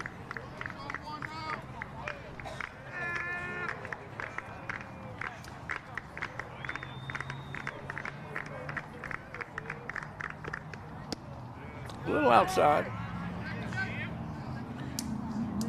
This is Hudson Browning.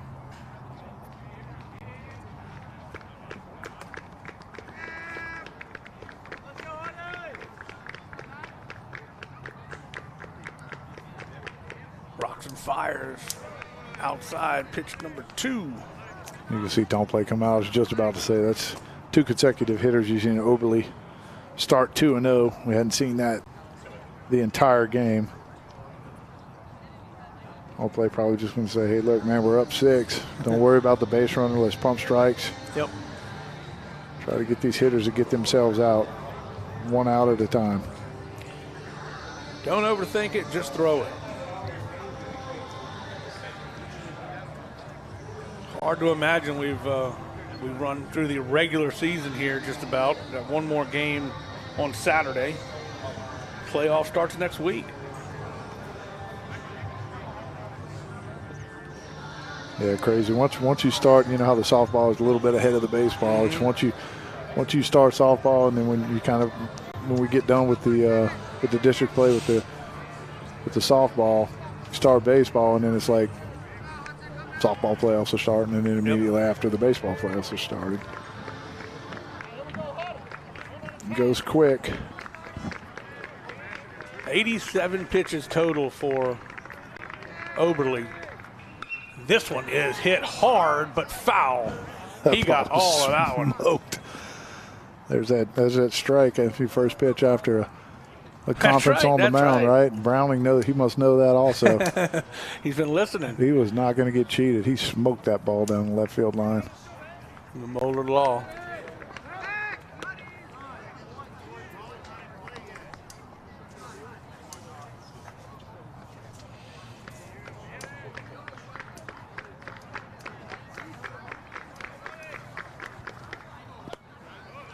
Outside, 1 ball, 1 strike. I thought we were 2-0 to Browning to begin with.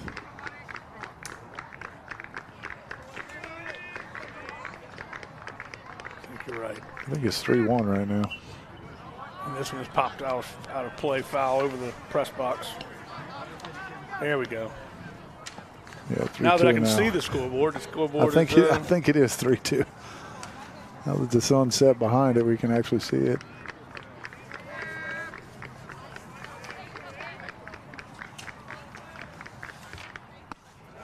Walked him.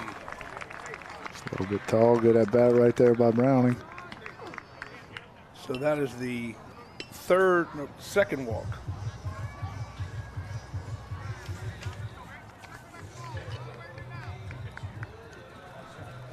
We have a courtesy runner for Browning. Looks like that might be number 10, Aiden Fothery.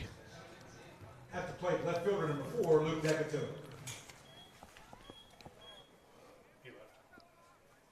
Yeah, that's Aiden over there. Decato steps to the plate. Still no outs here in the bottom of the 7th. Number 10, Aiden Fothery running at first. Another ball to start to the batter. That one not too bad right there. Must have been a little bit high. That one's high. That one's definitely high. 2-0. Got some action down there in the just Griffin bullpen. You can see somebody's starting to get a little bit hot down there.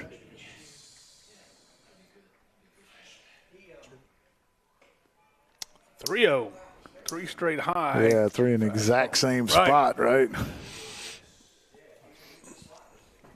Champagne's going to take some time out there to let him warm a little bit. Yeah, good job by Champagne right there too. Sees when you see your pitcher make 3 mistakes in a row in the exact same location, hey, we got to make an adjustment, right? Typically, you want to see an adjustment after that first ball you throw, even if it's an over adjustment, you want to see an adjustment. But 3 in a row in the same spot, not typical of Jordan Overly.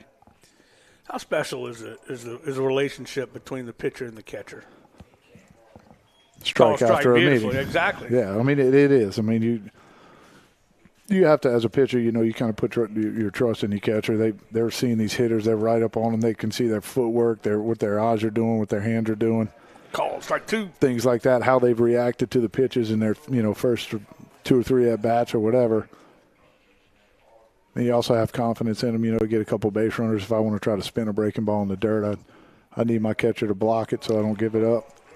Ripped, strung on, strike 3. Great job by Oberly right there. So you just go out there, hey, man, look, finish your pitch or whatever. Right. They probably have a little bit of, something that just clicks. Maybe Champagne went out there and Oberly was like, oh, yeah, I wasn't feeling that, blah, blah, blah. It might have been something that Champagne saw, comes right back up, finishes all 3 of those pitches and comes up with that strikeout. Called strike on the inside corner. Yeah, 4 in a row since Champagne made that visit. I mean, it's kind of like your caddy in golf, man. Yeah. That one, a little bit outside. Who was your favorite catcher in the majors? Oh, man, I'm torn. I had Terry Steinbach for a lot. Yeah. A lot of my time in Oakland, but I also had Mike Matheny when I was in St. Louis, and both of those guys were absolutely fantastic back there. Tough position in July or any time. 2-1 the count. Strike. This is Truax. Tied him up a little bit right there.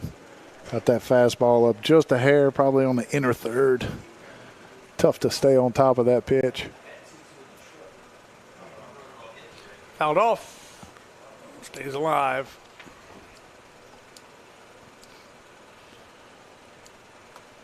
One away, and you've got runners at second and first and second.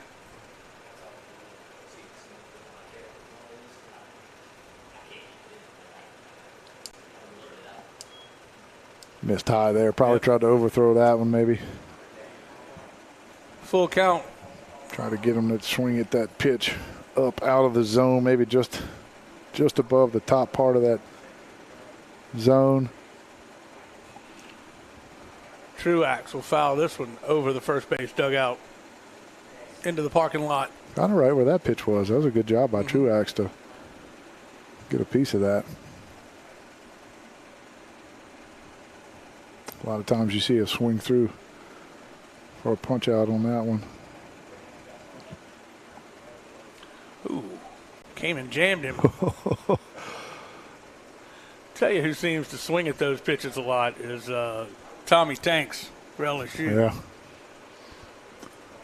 Better not miss with him, though. You're right.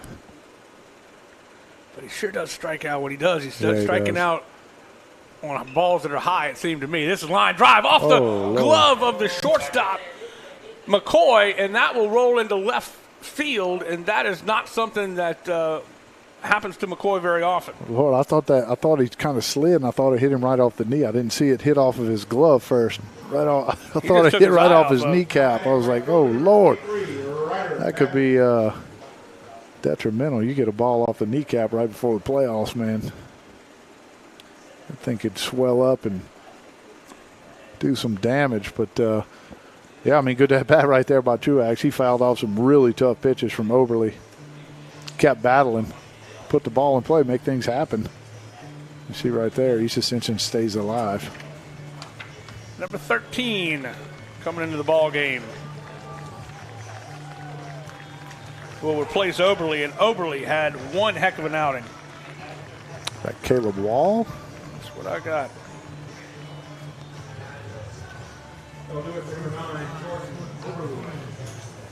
Yeah, junior. Coming in here with a 4.67 ERA. This is going to be his 5th game on the season. He does have a record of 1 win and no losses.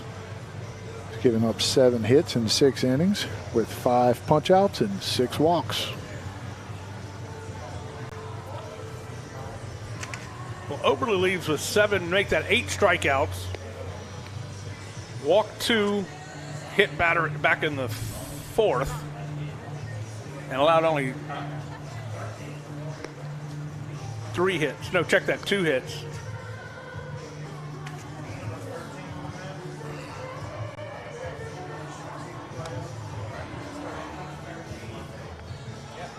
New pitcher for the Griffins, number 13, Caleb Wall. Ball's going to inherit a couple runners. See, Gotro had to freeze on that. I mean, he thought it was going to be a line drive out, right? So he could only advance 1 base. I don't think anybody in this stadium thought it was not going to be an out.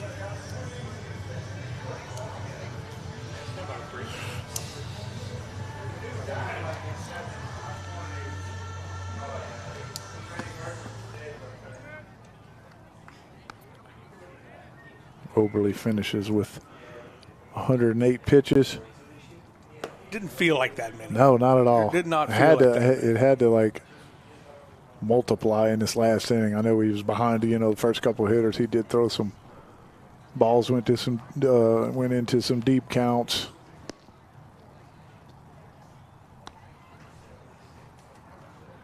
Certainly not questioning our statistician. Just didn't feel like that. Yeah. Uh-oh, having to take off some wristbands. Regardless of the 108 pitches or not, Oberle threw the ball super well today. Just did a fantastic job. 7 Ks, only 2 walks, and only 2 hits.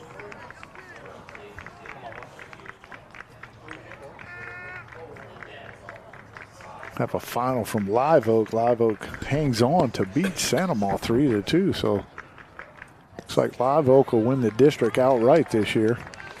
Congratulations to them. First pitch, a strike. This is Ryder Babin.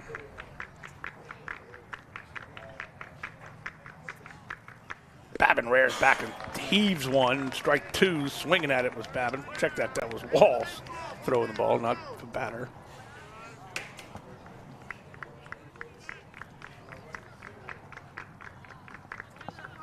And the wind has died down. The flags are dead stop.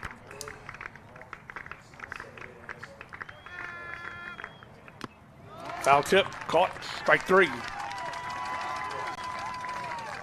2 away, so Wall comes in and throws a K. 3 straight strikes. A lot of them at the top of that zone. You like to see those lefties would way rather that ball down in the zone with that swing path that they have. They like to drop the head of the bat on that ball. A little bit tougher for them to get to the pitches than a right-hander that are at the top of the zone. Tanner Stangen now, the DH, his 3rd trip.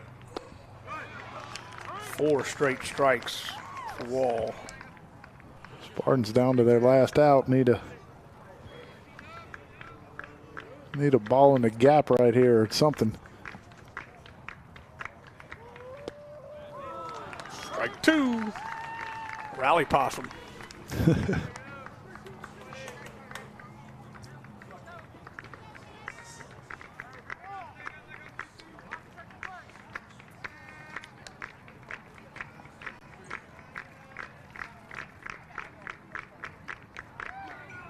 Fouled off, stays alive. Well, Wall's doing his job, comes in, he's got 6 pitches, 6 strikes. Hard to argue with that. Yeah. I mean, bases loaded up by 6 runs.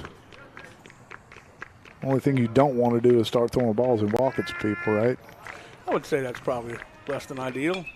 And this one is going to be sent down the right field line. It will loop foul or fade foul. Yeah, that one might have made it over that little brick wall right there. Keeps that one straight. That one's trouble. Yes.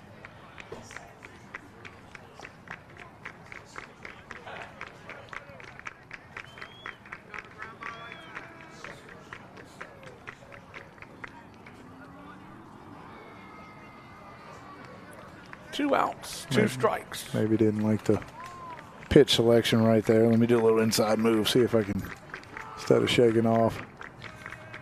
Well, Stanga's had a pretty good at bat if he can do something with it, and he can't, and that will do it. The final pitch is a strike, and it is a strikeout.